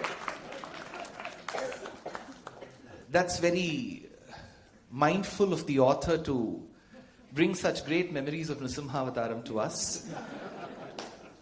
My pranamams, obeisances to Mahavidwan Sogatto Sri Ramanujacharya Swami here. He has blessed our trust by being a chief guest in the past. He has been a part of our learning journey. So my namaskarams to Swami. My pranamams to the Honorable MP, Sri Yadavirji. And kudos to the author, Sudeshji, for bringing us all together. Even before the MP could arrive, the author spoke for about 23 minutes. And he has taken a bit of my content to his, just that I have to articulate it in a different way to sound different. In our Bharata Bhumi, we have been, or rather we have bequeathed a beautiful galaxy of literature. And we have time and again revered our itihasas and puranas at the highest pedestal. Ramayana, which is called as Adi Kavyam, in a great work called Abhaya Pradhanasara, Vedanta Deshika says this is Sharanagati Vedam. Sri Valmiki Bhagavanale Drishtamayiruppaduru Sharanagati Vedam. So to all the commentaries that our commentators have given in the past, they would always touch upon the Ramayana. In the Ramayana, there are two instances where Nrisimha Avataram is rather invoked. One, in the Uttarakanda, where there is a rigmarole of events that are described. There it is said, Hiranya Kashipo Mrityur Anyesham cha Suradvisham. So there is a mention of the death that Hiranyakashipu had to undergo at the hands of Vishnu, who is Nrisimha. Well, in the Yuddhakandam itself, when Rama is vexed with the minister of waterways then, called Samudra Raja, so he says that I will dry up the waters of the ocean. Angulyagrena hanyan icchanna hariganeshwara. To which many of the authors opine that Rama was in a deja vu moment where he thought of Nrisimha Avataram and said, I will dry up the waters of the ocean with the tip of my nails. So, there are two occasions implicitly, explicitly talking about Nrisimha Avataram. Needless to say about Harivamsha, which is a Kilabhagam of Mahabharata that talks about Nrisimha Avataram. Srimad Bhagavatam. Samafpriya Suhir Brahman Lokanam Bhavayankaraha. So he talks about in the 7th skanda, where there is a conversation which is given to us as a compendium between Parikshit and Shuka about Nrisimha Avataram. Gopyaha kamad bhayat kamsahat veshat chaidyo dayon rapaha sambandhat vishnaya snehad yuyam bhaktya vayam vibho. is what Yudhishthira is being told by Narada. And then you have the entire beautiful narration of Nrsimhavataram, where when he appears from the pillar that broke up like a dicotyledon, he says, Mimam samanasya samuthito grato nrisimharupas tadalam bhayanakam pratapta chamikara chandalochanam. And how Nrisimha with a face, akantham adi purusham kanthiravam upari kuntitaratim, with a face of a lion that was having eyes that looked like 1,000 suns that were smelted together, with a tongue that was coming out of the mouth like the sword that would be taken of a kshatriya on the war field, with the ears that were going upwards, with the air that would get into his nostrils and get out, like the air, the hot air that would gush into a cave and come out, with a neck that would speak of Pranava, and then with a body that would come of the Adi Purusha. Nrisimha came out, says Bhagavata Puranam, and Vishnu Purana also concurs with Prahalada's Bhakti. So Nrisimha is one Devata that has never escaped the minds, the hearts and the pens of authors and rishis. So Nrisimha's worship has been continuing perennially in our generation. So much so that some Mahacharyas opine that the very Rudram that is invoked, Shatarudriyam itself, celebrates Nrisimha very clearly. So right from the hymns of the Vedas to the lines of the Ramayana, the Mahabharata, the Harivamsha, the Bhagavata, the Vishnu Purana, Nrisimha is found everywhere. And the Avatara was all about that. He is everywhere. Trailokyame tadakhilam narasimha garbham. He's there everywhere. Sarvatra asti sada asti. There is no one place that Nrisimha is not pervaded. And that is one Avatara which came for a very short period of time and created such a big impact. And probably in most entrance examinations, we have a principle called KISS, keep it short and sweet. Nrisimha invoked this KISS principle by keeping it so short and sweet. People ask a plethora of questions of Rama. Why did Rama do this to Sita? Why did Rama do this to Shambhuka? Why did Rama do this to Shurpanaka? Her nose could have been spared. Sita could not have been asked to do Agni Pariksha. A lot of questions that people ask of Rama, same of Krishna. Nobody asks question of Nrisimha because they know they'll be torn open. So, when the person is hard and tough, you know how to behave with that person. So, Nrisimhavataram has been that way hugely respected. That said, the Sri Vaishnava Sampradaya Parampara, which was invoked by Ramanujacharya Swami and Yaduvirji and Suresh as well. Sri Vaishnava Sampradaya, though it has its roots to the Vedas and the Itihasas and the Puranas, it was much more put into a very formalized way of a system, rather during the times of Ramanuja. Yes, there were many acharyas like Natha Muni and Yamuna Muni, who was called Alavandar, predating Ramanuja, but Ramanuja was a towering personality, a personality, a Siddhantavadi par excellence. So, his contribution to Sri Vaishnava Sampradaya, Vedanta Deshika himself says, if you would have to construct a beautiful, priceless jewel, he would be the pendant in it. Yatirajena nibaddhanayaka shrihi mahati gurubangti harayashtihi, says Vedanta Deshika. So Ramanuja was the central figure. And we had very many acharyas who came after Ramanuja as his sishyas. The only one in the 74 Peethadipatis that we know of who was a sannyasi was Embar. The rest of them that my acharya has told me, they were all grihasthas. So a sannyasi being a Peethadipati or a person running a matha was not very common after Ramanuja. And just after Ramanuja, there was a period where there were many acharyas. One such person who was a sagacious dietitian, a lesser-known mathematician, a consummate dramatist, a poet extraordinaire, a polyglot, a polymath, to say the least, who has given us a galaxy, a plethora of works of over 100, is Vedanta Deshika. So Vedanta Deshika, his period lasted for 101 years. In the Sahasranama it is said, Saumya Kartika Raka Shri Paryanka Rohanaya, which corresponds to 1369. So for 101 years, he lived across 4 different geographies. One, Kanchipuram. Second, Tiruvahindrapuram, which is Panipatipuram. Third is Satyakalam. Fourth is Srirangam. So it was Kanchipuram. He went to Tiruvahindrapuram, came back to Kanchipuram, went to Srirangam, came to Satyakalam, and went back to Srirangam. So he has spent some time in Karnataka, which was in those days called the Melnadu. For people living in the south, this was absolutely foreign. So they call it Melnadu. So you just travel about 75 kilometers north of Gumadipundi, you would reach the place where Tamil stops. Agastya Bhasha Deshatukku Uttaravadiya, says Vedanta Deshika in Munivahana Bhogam to the Pasuram number 3, which is Mandipai Vadavengada Mamale. So, people in Karnataka were very new to Vedanta Deshika. Of course, he was following the footsteps of Bhagavad Ramanuja. But he had some nice words to say about us. He says that we are the most hospitable and nice people. So he says, Sahaja Sulabha Dasyaha. So people of Karnataka, he says, they are very hospitable. எப்படி நம்ம பேசினாலும் ஒன்சூர் copy குடிச்சுக்கொண்டு நீங்க கட்டாயமா போகணும் அப்படின்னு சொல்றா இல்லையா? அந்த ஒன்சூர் காப்பி குடிச்சுக்கொண்டு போனோங்கிறத அவர் கேட்டிருக்கார். அதனால ரொம்ப நல்லவான்னு சொல்லிட்டார் நம்மள. அதனால let's be rest assured that people of Tamil Nadu and Karnataka had such a great bonhomie. So he does talk about Karnatandhra Vyatikaravashat Karbure Geeti Bhede in Hamsa Sandesham, about the amalgamation of Andhra and Karnataka Pradesh. That's it. Vedanta Deshika lived here. He lived in Satyakalam but had great admiration for Melakote, which is Tirunarayanapuram. He says that the waves of quintessential knowledge would lash on the hills of Yadavadri.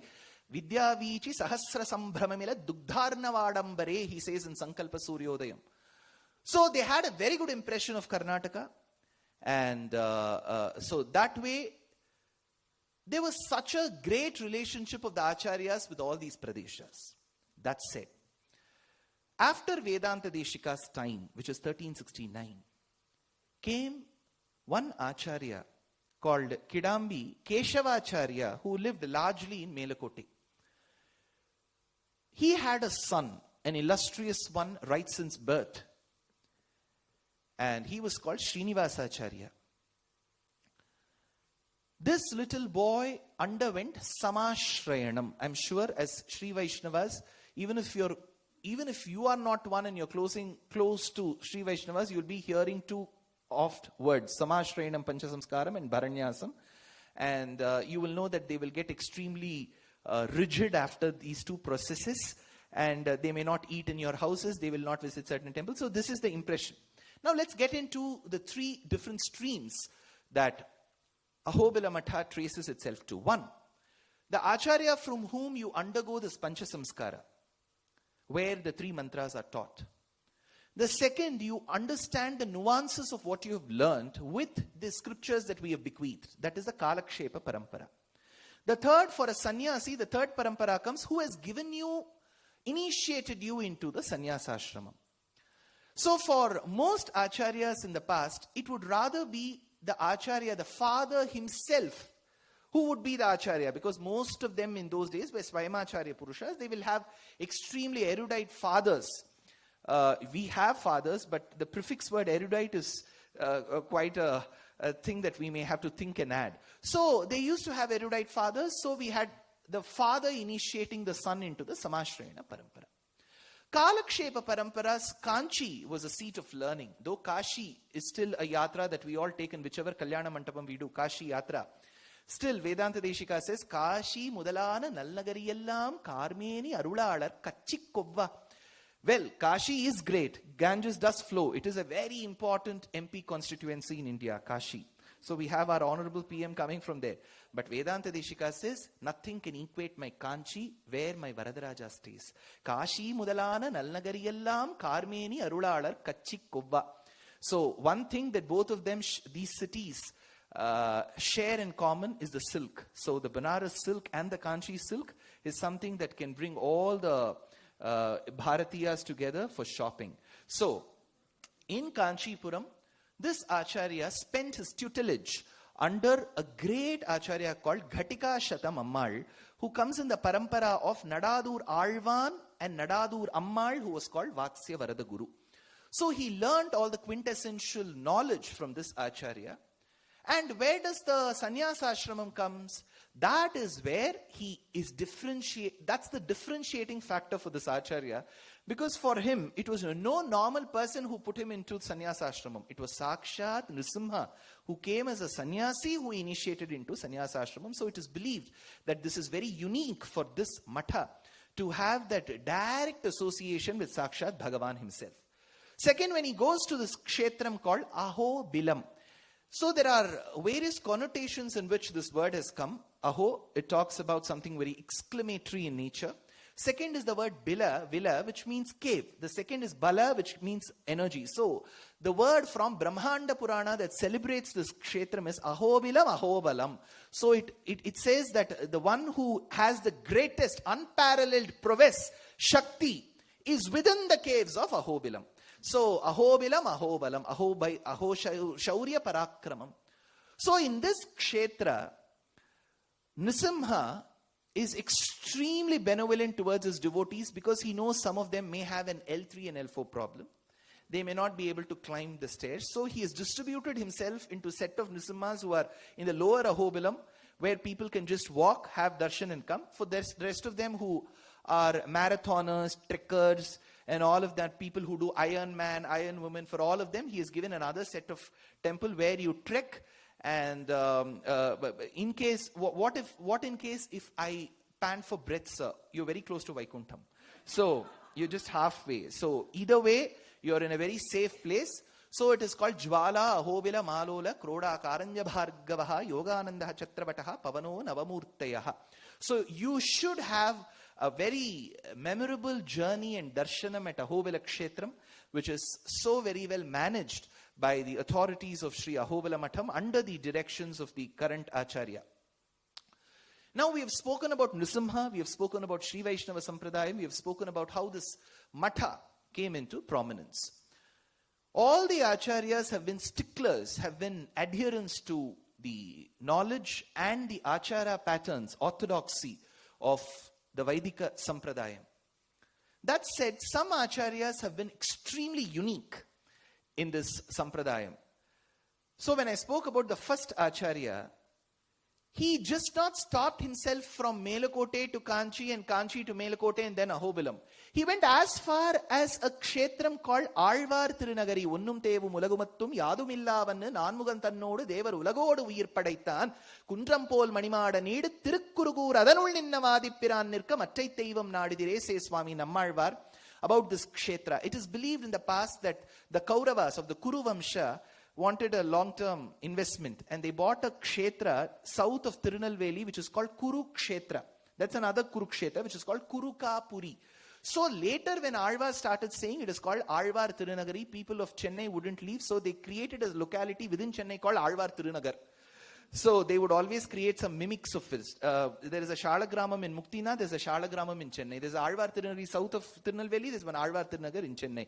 There is one Alvar in this thing, we have a Pettai called Alvar Pettai. Just that the Andavan who lives there,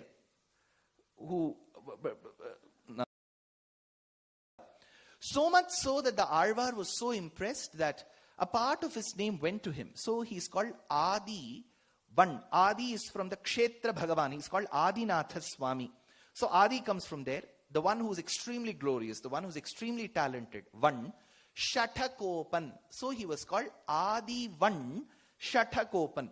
He didn't stop there. There is one Churnika in a Gadya that celebrates one of the greatest achievements that the Acharya had, which is to get the Hamsa Mudra. I'm sure a lot of you will be aware that there is a mudra, there's a facsimile, there's an insignia. Rings have been extremely revered and elevated in the literary tradition as well. In the Ramayana, it is the ring that Hanuman carries from Bharatadesham to Lanka. It is looking at the ring where Sita is extremely elated. She says, Grihitva prekshamanasa bhartukkara vibhushanam bhartaramiva samprapta janaki mudita bhavat. The commentator Govindaraja gives an anecdote to what happened. And some of them jokingly say, if Rama and the ring were both present together, Sita would still choose the ring more than Rama because it was what her father gifted. So there has always been a ring connection to the Ramayana. 1, 2. There has been a storyline in the Adi Parva of Mahabharata which was later taken by Mahakavi Kalidasa. Kavyeshu Natakam Ramyam Tasya Ramya Shakuntala. In Shakuntalam it is said that Dushyanta gave the ring. Who better than me to speak of it? So Just that he was the pinnacle of forgetfulness, and I shouldn't forget, else Sudesh wouldn't call me. So I have to remember that Dushyanta gave the ring to Shakuntala, and Shakuntala was carrying this abhijnanam, this insignia, as a token of their relationship. And when she heads back, destiny had it, she lost the ring was consumed by a fish, the fish was taken by the fisherman gave the ring much later to the king. The king, who was suffering like Gajani of some kind of a small short time amnesia, forgot of her because of Durvasa Shapam. Then she's abandoned. As a single mother, she delivers her kid. Later he unites. So the ring comes in the Mahabharata extend to Shakuntalam as well. So there's a third ring that if you would all like to remember is the Hamsa Mudra. So this Hamsa Mudra, there is a beautiful Churnika that celebrates the greatness of this parampara. ನಿಜ ನಗರ ನಿಬಿಡ ದೇವತಾಂತರ ನಿಲಯ ಸಂಬಾಧ ಸಂಕಟ ಪ್ರಶಮನ ಪರಿತೋಷಿತ ಹೃದಯ ಶಠಮತನ ಮುನಿ ಪುಂಗವ ದತ್ತ ಶ್ರೀಮನ್ ನೃಸಿಂಹ ಮಠಾಧಿಪತ್ಯ ನಿರ್ವಹಣ ಚಿಹ್ನ ಹಂಸಾ ಮುದ್ರಾ ಪರಿಶೋಭಿತ ಕರ ಕಮಲ. So this is the Hamsa Mudra, which is very, very unique to Ahobila Matha, because we need to learn from the marketing language of Kotla, we need to learn of the USP factors, right? One, Bhagavan himself gave sannyasa ashramam. Bhagavan himself gave the Lakshmi Nrsimha Malola Divyamangala Vigraha. And third, the Hamsa Mudra. So from the first Acharya, every Acharya has only strengthened the Matha. One such Acharya who was a great Siddha Purusha, a yogi in himself, was the sixth Acharya, whom we have some anecdotal records stating that he went into a bila, into the cave of Ahobilam, to never come out. So it is said that he is someone in the entire Matha Parampara who is extremely good in Yoga Shastra, because very rarely in Sanatana Dharma, especially in the Sri Vaishnava Sampradaya, after the times of Kurugai Kavalappan, where we find a lot of mention of Ashtanga Yoga and Yoga Shastra. One such Acharya was the sixth Acharya. The seventh, of course, Sudesh did mention. He spoke about the Vasantika Parinayam, which is a beautiful drama that you all want to read and listen. If you want to listen, there are two parts of this lecture that I have delivered in 2017 and 18 in YouTube. You ask the AI Acharya there. He will give you everything that you want. So in Vasantika Parinayam, the beauty is, see, in most dramas, there is Shringara, which is very important. Without Shringara, the Kavyam will not sell or run. So in Vasantika Parinayam too, there is love, there is romance. Just that the protagonist, the male protagonist, is Nrsimha. So you have to imagine a tent in the middle of the forest. Just imagine, create all of that now. In the middle of the forest, Nallamala forest, is a tent. And inside the tent, Nrsimha is walking with a jester, Vidhushaka, telling that he has excess love for Shenju Lakshmi from the day he saw her. And he is in Viraha. Can you even imagine Nrsimha in Viraha Tapam? And he's... See, that's the beauty of Vasantika Parinayam. Vasantika Parinayam is not Dushyanta or Rama. It is Nrsimha. Can you even imagine seeing a shy Nrsimha? Just think, that's how. You know, there is one beautiful line from the second act that I wanted to share. He falls in love with the daughter of the Chenju tribe. So from the minute he sees her, he's pining in love for her. He is lovelorn. And there is an act where there is lovelorn nature was already brought out by a great Acharya called Tirumangayalvar.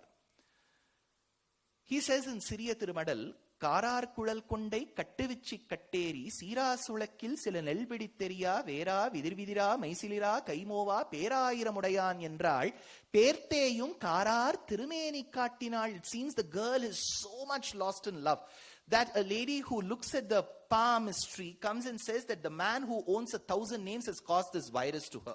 So it's called Kadal virus, right? That's what Tirumangayalvar says. Here, the jester, the Vidhushaka says,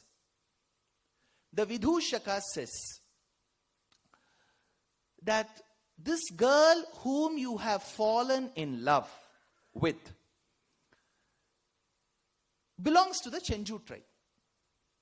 Is this okay for you to marry a girl from the tribal jati?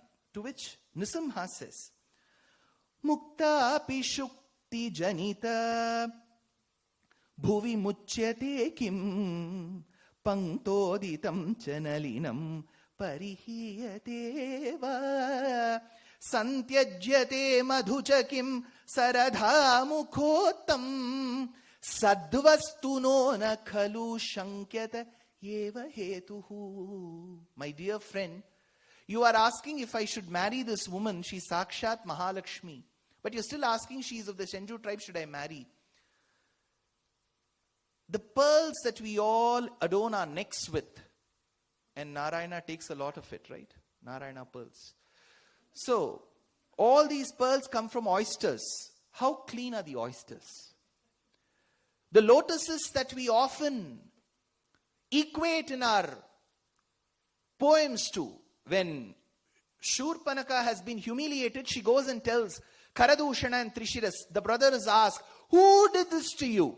She says, Tarunau Rupa Sampannau Sukumarau Mahavalau Pundarika Vishalakshau. Even while she has to humiliate and abuse and reprimand Rama, she says, the lotus-eyed Rama and Lakshmana chop my nose. Isn't that a good way to say? In Kerala, there used to be a line from the Malayalam movie that I used to say. The villain used to come and he used to say, Sare, nyan ningale kollum. He would say in a very friendly tone, Sir, I will kill you. You know, Shurpanaka praises Rama's lotus petal-shaped eyes. In Mahabharata, when Duryodhana says, Krishna, you have to stay in my house, Krishna relinquishes his house, Bhishma Drona Avratikramya Manshaiva Madhusuda, Kimartham Pundarikaksha. Even while accusing someone, you say lotus. Devi Saroja Sana Dharma Patni, Brahma sits on a lotus. So lotus is so very sacred for us. The MP is seated here. So lotus is sacred, but where does the lotus come from? Bhagavan says it comes from the Kichad, it comes from the marshes. Just because it comes from the marshes, will lotus lose its sanctity? Will the pearls lose their greatness and the halo that is around them, the aura that is around them, just because they have come from the dirty oysters? Do not ever see the person's birth, but see their knowledge. So knowledge-wise, there can be an exchange, says Vedanta Deshika. So this is another great work. Likewise, after the 7th Aragishingar, every Aragishingar has greatly added richness to the Sampradayam. One such revolutionary who came was the 42nd Aragishingar called Injimate Aragishingar. Whether be it his Granthams, where Asmadacharya, Tevanarvalaham, Saranathacharya Swami, when he used to do Kalakshepam of Srimad Rahasya Trayasaram, he used to quote from the commentary of the 42nd Aragishingar called Sarabodhini. It is a beautiful commentary with a lot of points that Aragishingar has to offer on the magnum opus of Vedanta Deshika in the theological sense. His starting of the Madhurantakam Pathashala college, starting of a magazine, all this 70, 80 years back, what a revolution, called Nisimha Priya. Nisimha Priya has two elements to it. One, knowledge, second is matrimony. So, I'm sure if you go to most houses, their pencil marks will be on the matrimonial section. Check on the articles as well. They are equally refreshing and rejuvenating. The 43rd Aragishingar was a stickler to rules. And his contribution, though for a very short time, is remembered very heavily. All my acharyas, whomever I have learned, they're all associated with the 43rd Aragishingar. So 43rd Aragishingar, whom Sudeshji mentioned of Naimisharanyam, Alvar says, Naimisharanyatul Yendai. In that kshetra where Bhagavan isn't in the forest, Bhagavan is the forest, is the 43rd Aragishingar, Tevanarvalaham Aragishingar, 44th. What a remarkable journey he had. At a very old age, he took up the project of constructing a Gopuram, a Vadagalai Acharya of the Vadagalai sect, constructing Gopuram for a temple of the Tennacharya Sampradayam, which is core. And it was such a beautiful coming together of the two sects. He constructed that Raja Gopuram. When he had to land in Srirangam, when there was a command that you have to construct the Gopuram, he landed in Srirangam. People asked, what brought Aragishingar here? So he would jokingly remark, Anda kala inda kalatha kutudu. I am an old man. The one who is reclining on the serpent couch is also an old man because he's called Purana Purusha. So that Purana Purusha has called this Purana Purusha and the old man. And my Pracharya Srinidhi Swami has written over 100 shlokas to just describe how the Rajagopuram was constructed. So Mukkur Arishingar, he was called. People who were very close to him knew that he was Nrisimha in very, very many ways. That was 44th Arigishingar. 45th Arigishingar was an Acharya who carried forward the legacy of Matha Parampara. In his Purvashrama, he was a great adhikari in Kalakshepams. And even after taking up to Sannyasashramam, despite his busy schedule, he would give lectures on Tirumangayalvar's last prabandham called Tirunedun Tandagam between 1999 and 2002 Jan. I was a student in Chennai then. So every Saturday and Sunday, I would just sneak into the Matham. Outside, I would be having shots. I would carry the dhoti with me, just put it around, knowing fully well nobody would check what is inside. And then would go sit there, listen to Arigishingar's Kalakshepam. He was such a great speaker. The Prakritam Arigishingar, in his Purvashrama, has been, as he said, an Agnihotri, a Nitya Agnihotri. He was an authority in the Rigvedam. And when he has taken up this position, with after so many Chaturmasyams, what he has rejuvenated the Matham by rightfully constructing many temples, renovating and restoring many temples, conducting various sadhas, recently being the Veda sadhas. All of this is a part of this parampara. The last portion of my lecture is reserved for one person of this Sangeeta parampara.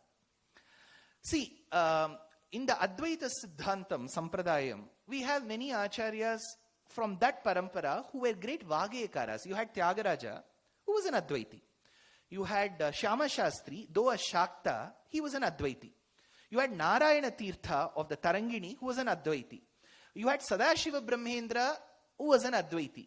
So you have many Kirtanas from the Advaita Siddhanta Parampara who have enriched that tradition. Coming to the Madhva Sampradaya, you have the Ashtadasas. You have Purandara Dasa, you have Vijay Vittala. Guru Purandara Dasa re, says Vijay Vittala Dasa. Purandara Dasa, he gave us a work which his Acharya called Purandara Upanishad. You have Kanaka Dasa. Baro Krishnaya Yadavaraya Vrindavana Dolu Venu Nadava. So you have Ashtadasas. You had one Sri Vaishnava Swami called Vaikuntha Dasa in the Dasa Parampara. But in the Sri Vaishnava Parampara, it is very tough to find a Vagayakara as such at that level. But the one who was a predecessor to most of them was Talapaka Annamacharya Swami. And Annamacharya Swami has given us very many Kirtanas and Sankirtanas, which, as Sudesh rightly pointed out, were in a bhandaram inside the temple, and it was finally discovered. And all of them were tuned. Who will not know? Sriman Narayana Dolayam Chala Dolayam Hare Dolayam Vande Vasudevam Okapari Kokapari Kuyaramai Bhavayami Gopala Balam Manasevitam Tatpadam Chintayeyam Sada. How many Kirtanas? Sudesh had one request. He said, just finish my speech, which I'm going to do, with the lines of Talapaka Annamacharya on his guru, who is the first guru of Sri Ahobila Matham.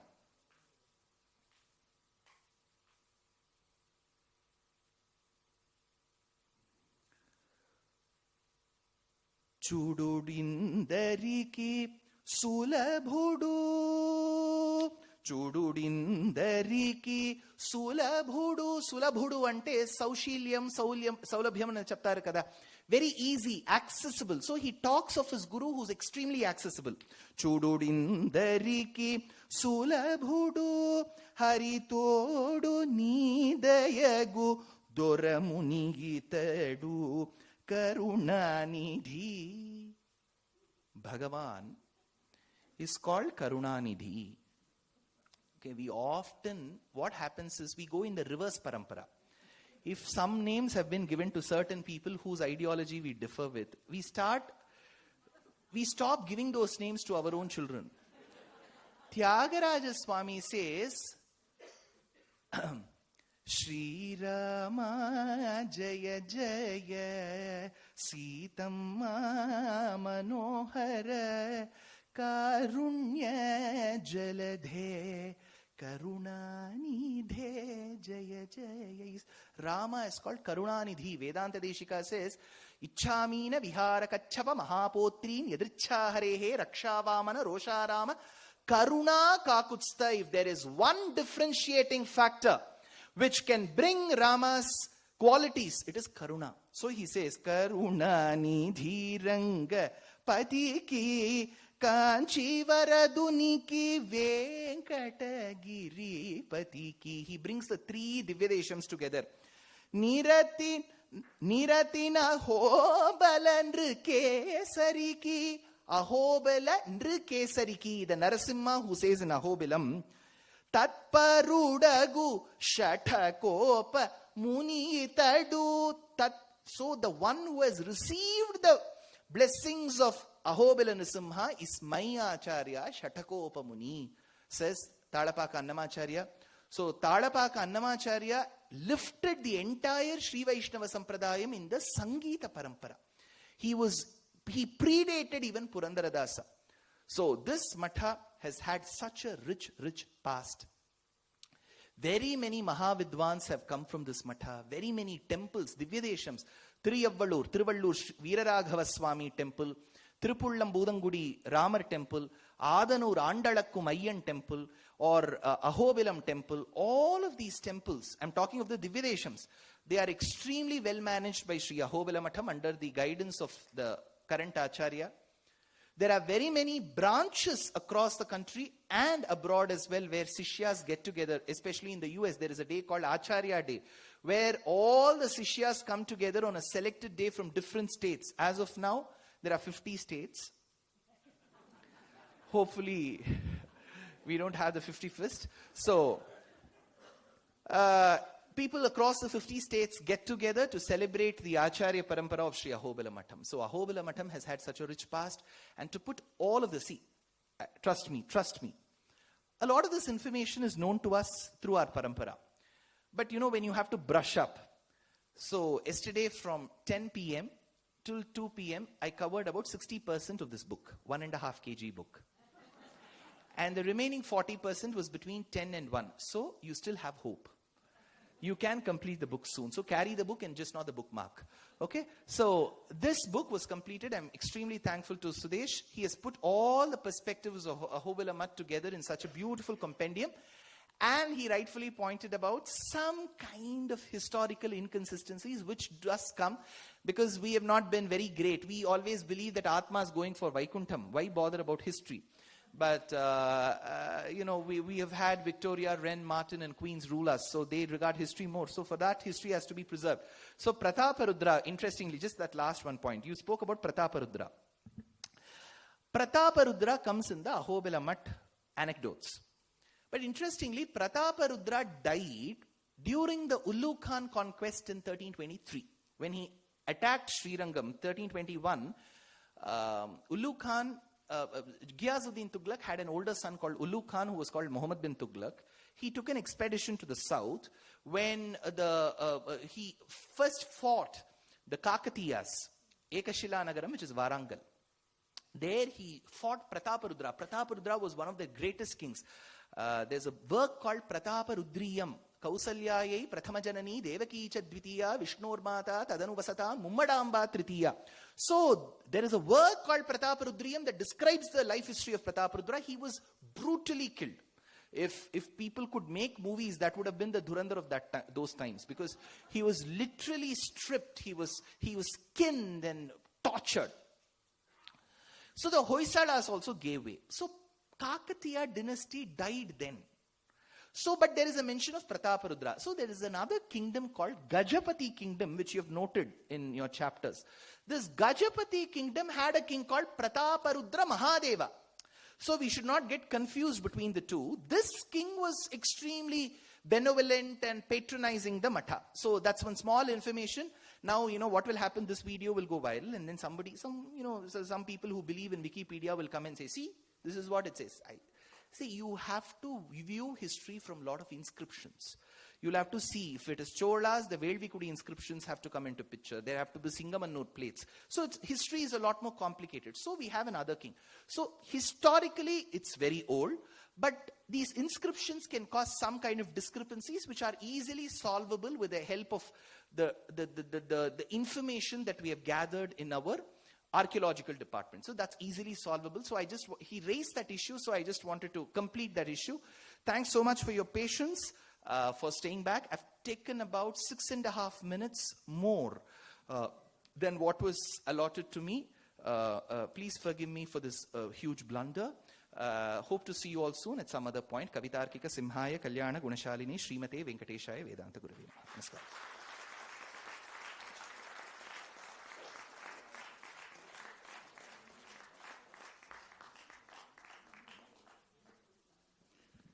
There's really no point in saying anything after this at all, I think. The last word should have been his, but one has to do some other business, because books are a labor of love and passion, and indeed support and wisdom of people like the ones that we have, the dignitaries on the dais, but they also involve some other tasks that need to be completed. The design, for example, the images that you will select. A lot of thought goes into that.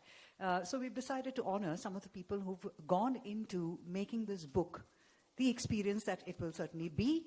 We've certainly got with us today Dridhavrata Gaurik, and I would certainly call out, I think I already have pages 122 and 23 if you want a deeper look at what you're already seeing on screen. The Navanarasimha illustration is his doing. He is many things. He's an artist, he's a visual communicator, I would imagine. He's a specialist in things like iconometry, iconography, things that I do not understand, but I might actually go and ask him what the difference between these things are. And he has contributed and also graced us with his presence today. We also have Hari Ravi Kumar. He is many things again. He's an author. He is an violinist. He's also someone who is deeply passionate about philosophies and education. He has sort of also helped with the design of the book. And we also have Rajneep Kashyap, who's helped with the typesetting. So mementos to be handed over. I would request them all to come up on stage. And Padmaja will be doing the honors over here. Yes, Sudesh? Please, yes, you can come. Okay.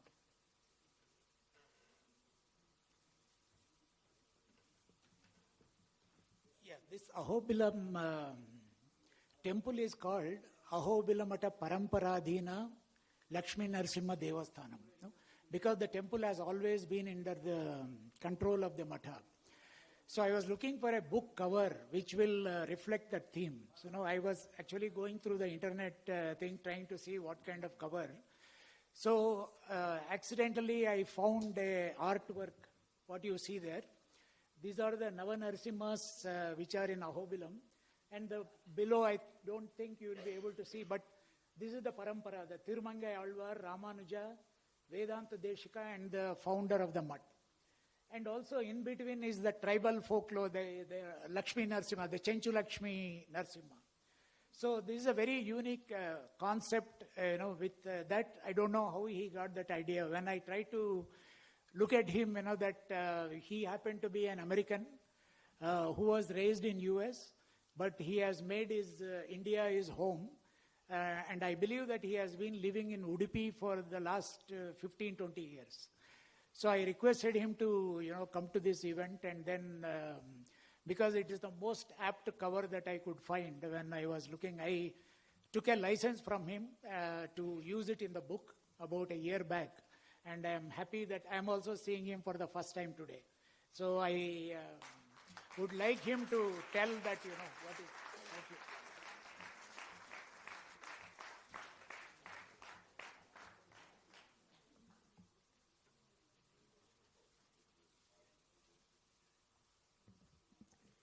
Namaskaram, everyone. I hope you can all hear me okay. My voice is a little soft, so please forgive me. It's truly an honor to be here today in front of you all and with the distinguished guests also in their presence. And also it's been a great honor to have my artwork be so nicely featured in Dr. Sudesh's book.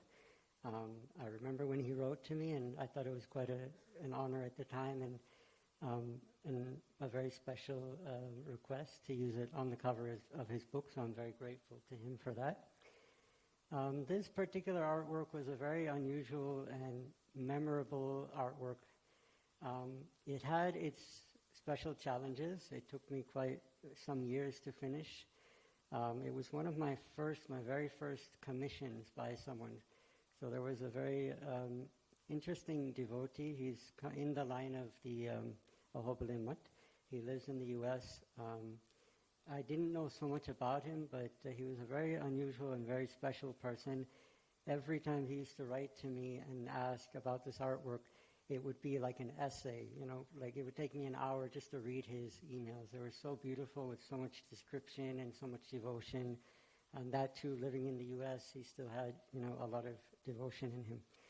So he envisioned this very, unusual composition where you have the Navanarsimhas of Ahobilam, the different forms within the Gopuram, which was quite interesting for me to make. And at the time when I had started the commission, this is some maybe 15 years ago, there were not many references, there were not many images that I could find both online and in books of these forms. Now, I had visited Ahobilam, this is 25 years ago or something, it's a long time ago, and I visited all the forms of Navanarsimha, and from my memory, from whatever photos I took while I was there, and also using a little bit of creative freedom and whatever I knew of Vedic iconography, I tried to compose the forms. If some of you who are familiar with the forms, there's quite a few of them where it's actually, you can't actually view the full form. I think like Varaha you can barely see anything. So I tried to compose that as best as I could from my visit from Udupi, from Ahobilam. I still remember my first time going to Ahobilam and visiting. I was fresh from the U.S. I was about 17. It was a very unusual experience, and I still remember the guest house. They only had one guest house, and it had a cement slab for a bed, just a cement slab, and I just was thinking, what is this? This is a bed. But then, I stayed there for a few days and visited all the amazing temples. It was an amazing experience. Then also this work unfolded over, 3 to 4 years. It didn't happen just in a few months. I kind of gave it its own time to manifest on its own. So in that way, it was a very special artwork. And I give a lot of credit to the gurus, and of course Sri Narasimha, to guide me through the process of creating this artwork. So I thank you all very much for allowing me to visit and present the artwork. Oh shit, I'll bring it. Yeah. The same work, the same artwork he has, he wants to present to the guests who have come for the book release. So I think he's there. Yes.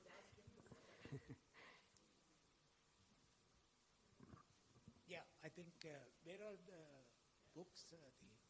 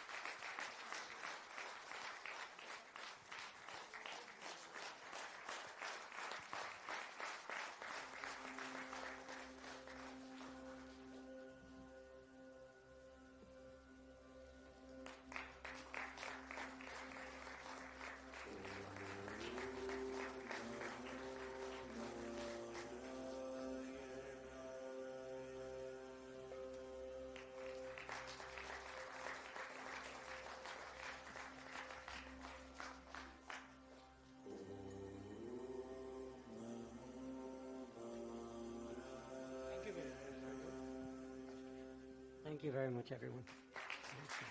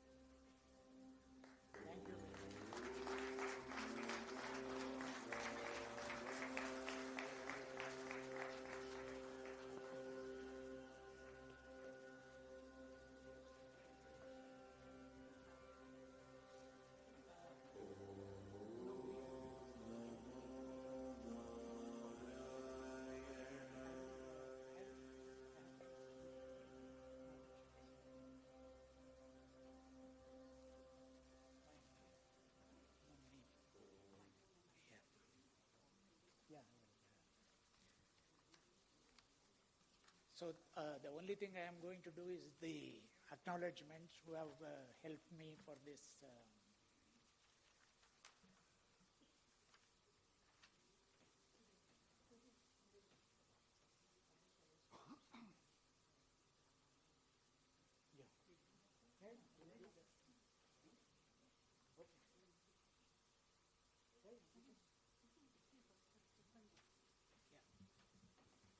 So I think just before I do the acknowledgement, I would like to honor the guests who have taken the trouble of, Yaduvirji has come from Mysore, and so it is our, my sincere appreciation for coming him. Thank you so much, sir, for taking time.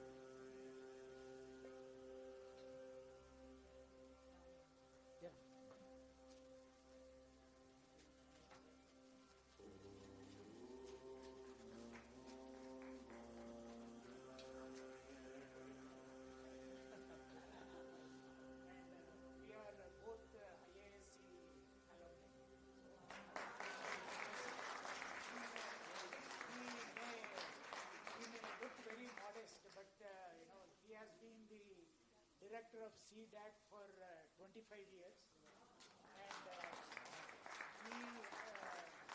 and he is the one who was busy in translating the Vedic things into a computer language, because every Sanskrit thing has a vowel and a consonant, and also there is a sound that is associated with that.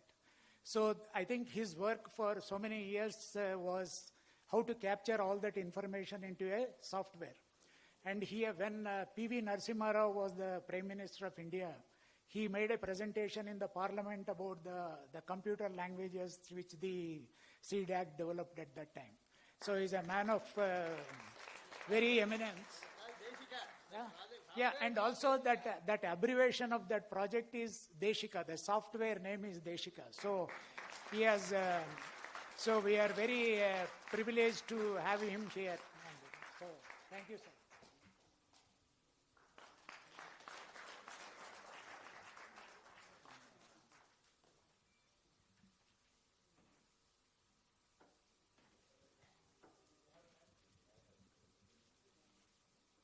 And I think Dushyant Sridhar, he was kind enough to write a foreword for my first book. I sent him that, this is the copy, this is the soft file. And then within 2-3 days, I think I don't know how his memory works, but I think he seems to just scan through that and everything gets saved in his... I believe that he also worked as an intern in MCBL, Microbiology Department of IASC, as an intern. But that is also the department where I did my PhD work. I had a subject called biodegradable polymers. my biodegradation studies were done in the microbiology department. So, And today we are writing a book on Ahobila. we have Ahobila. Thank you so much.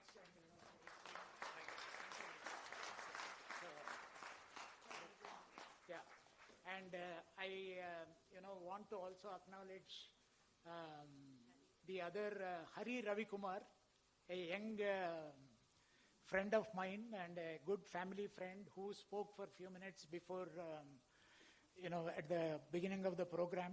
He's also looks like an, I think, I would like he also looks very modest, but he's a, I think he has translated, co-edited, written almost about 40 books from the Kannada into English, and he's a violinist. I don't know how many qualities he has. I know him he's the one who did all the initial hand-holding for me on how to go about into these matha kind of things. So he is a very close associate of Shatabdani or Ganesh. He works with him very closely. He has written, some of the things are, I think he has translated those books into Kannada, and he has co-authored, I think, a book called Sanatana Dharma, and he has also done some other major works. Now he has his own thing, and I am really grateful to him for all his help. And I would like to.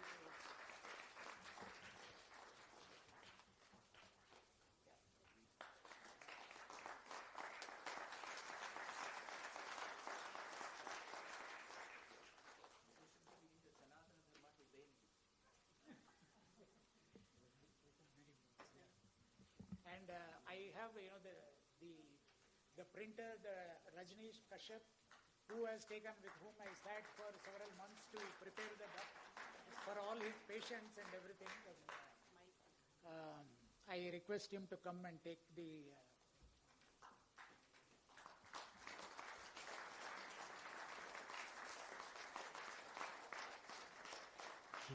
He does a lot of books for the Sringeri Mutt and many of their publications, etc. So an excellent person. So I'm really grateful that I had the support of all these people. And and another person that, whom I came to know because of this Parakala Mutt, a young person who works with the Acharya of the Parakala Mutt, Mr. Bharat. He has been helping me with a lot of things on how to go about, how to approach the palace for appointments, those kind of things. So I think, so I would like Bharat to come wherever he is. So he's a familiar face to the palace, but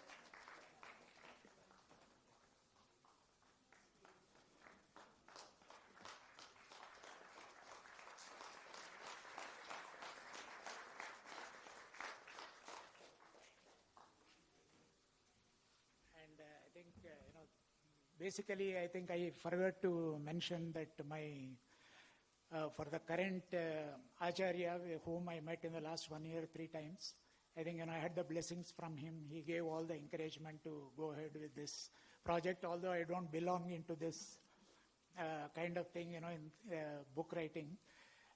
And also to the Srikaryam Swami Padmanabhacharya, and also the Asthana Vidwan Ramanuja. They are the people who guided me, and then also ultimately the final manuscript was peer reviewed and approved by Dr. Ramanujam, and that is how it is coming into the thing.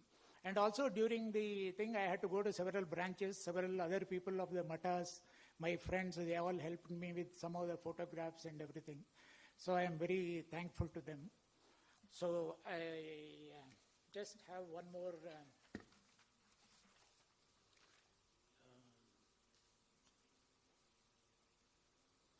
I think when I mentioned that before you came, but I thought, my first book was released on April 7th, 2024 by Rajmata Pramoda Devi Vadiyar. And after 2 years, and in that book, the Sri Mukham was written by Dushyant Sridharji, And also in that book, there is a picture of Yaduvir, when he is being installed as the tutelar head of the Mysore, the successor of the Mysore palace. So the two sort of characters on the pages, they are on the podium today after 2 years. So that's what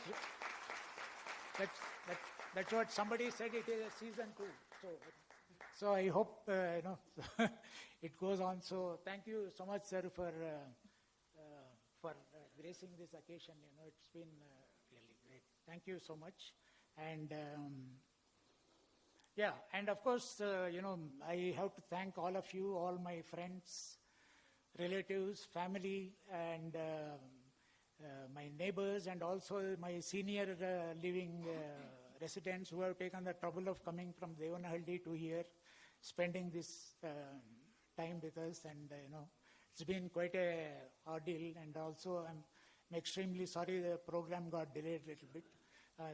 As I said, the book is complimentary. Whoever wants it, please take it. And and of course, I just need some water.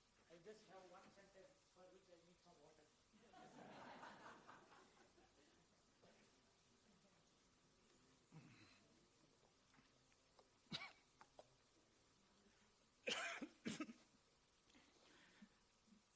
See, in this Visishtadvaita, at the Paramarthik level, Antaryami is the core principle, that the Brahman is supposed to be staying inside you, and he's the one who is controlling all your actions, your fate, what life gives you or doesn't give you, and is controlling our destiny. That is a philosophical concept. But this is at a very Paramarthik level. But at a very Vyavaharik level, there is also a known, unknown force, which all of we know, and that is called better half. So in my case, it is Padmaja. Without her support and encouragement, there is nothing I could do. She is like the Sutradhari who does all these arrangements and all that. I am a typical like a scientist who sits in one place, because in science, the writing thesis takes 3-4 years. So there is no hurry for anything. You can take your own time. So whereas she is very action oriented and makes sure that all the things are in place and orderly and all that. So there is Antaryami and there is a better half. These are the two things which are guiding my life. And thank you very much. So that's all. And thank you for everybody, and there is high tea and after this. Thank you. Just one thing I want to connect. No, I think we will stop. Good evening, everybody. I am Colonel Rajaram, the present president of the Indian Institute of Science Alumni Association. It's a great privilege to me to be present here today on this great occasion.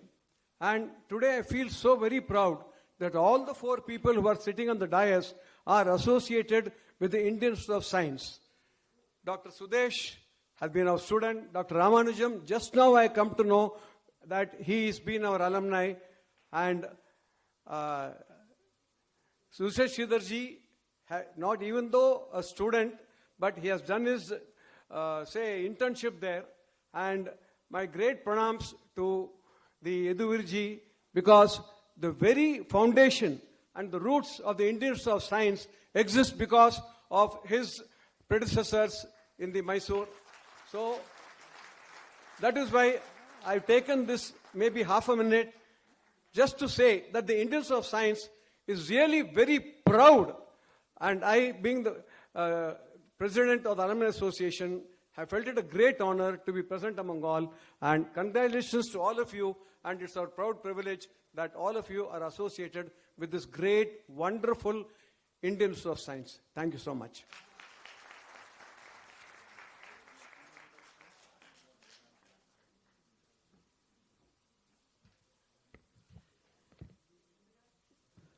With that, we draw to an end of this evening. High tea, of course, awaits everybody outside. But yes, I think this has been a great coming together we found a ground that lies at the intersection of several different disciplines and passions, certainly of science and spirituality, of intellect and devotion, and most certainly, in the case of the author, purpose and legacy. Thank you, everyone, for being here today, and thank you so much to our guests, to our chief guests, and special guests for gracing us on this occasion. Again, one more, I have to thank Sheetal Iyer. She's also one character who was there in my first book release, and she's also here, you know. And Padmaja keeps telling that you write all these uninteresting books. The only person who can make the whole program interesting is Sheetal Iyer. So you please call her. You know. So that is how she is. So thank you very much, Sheetal Iyer. Yeah.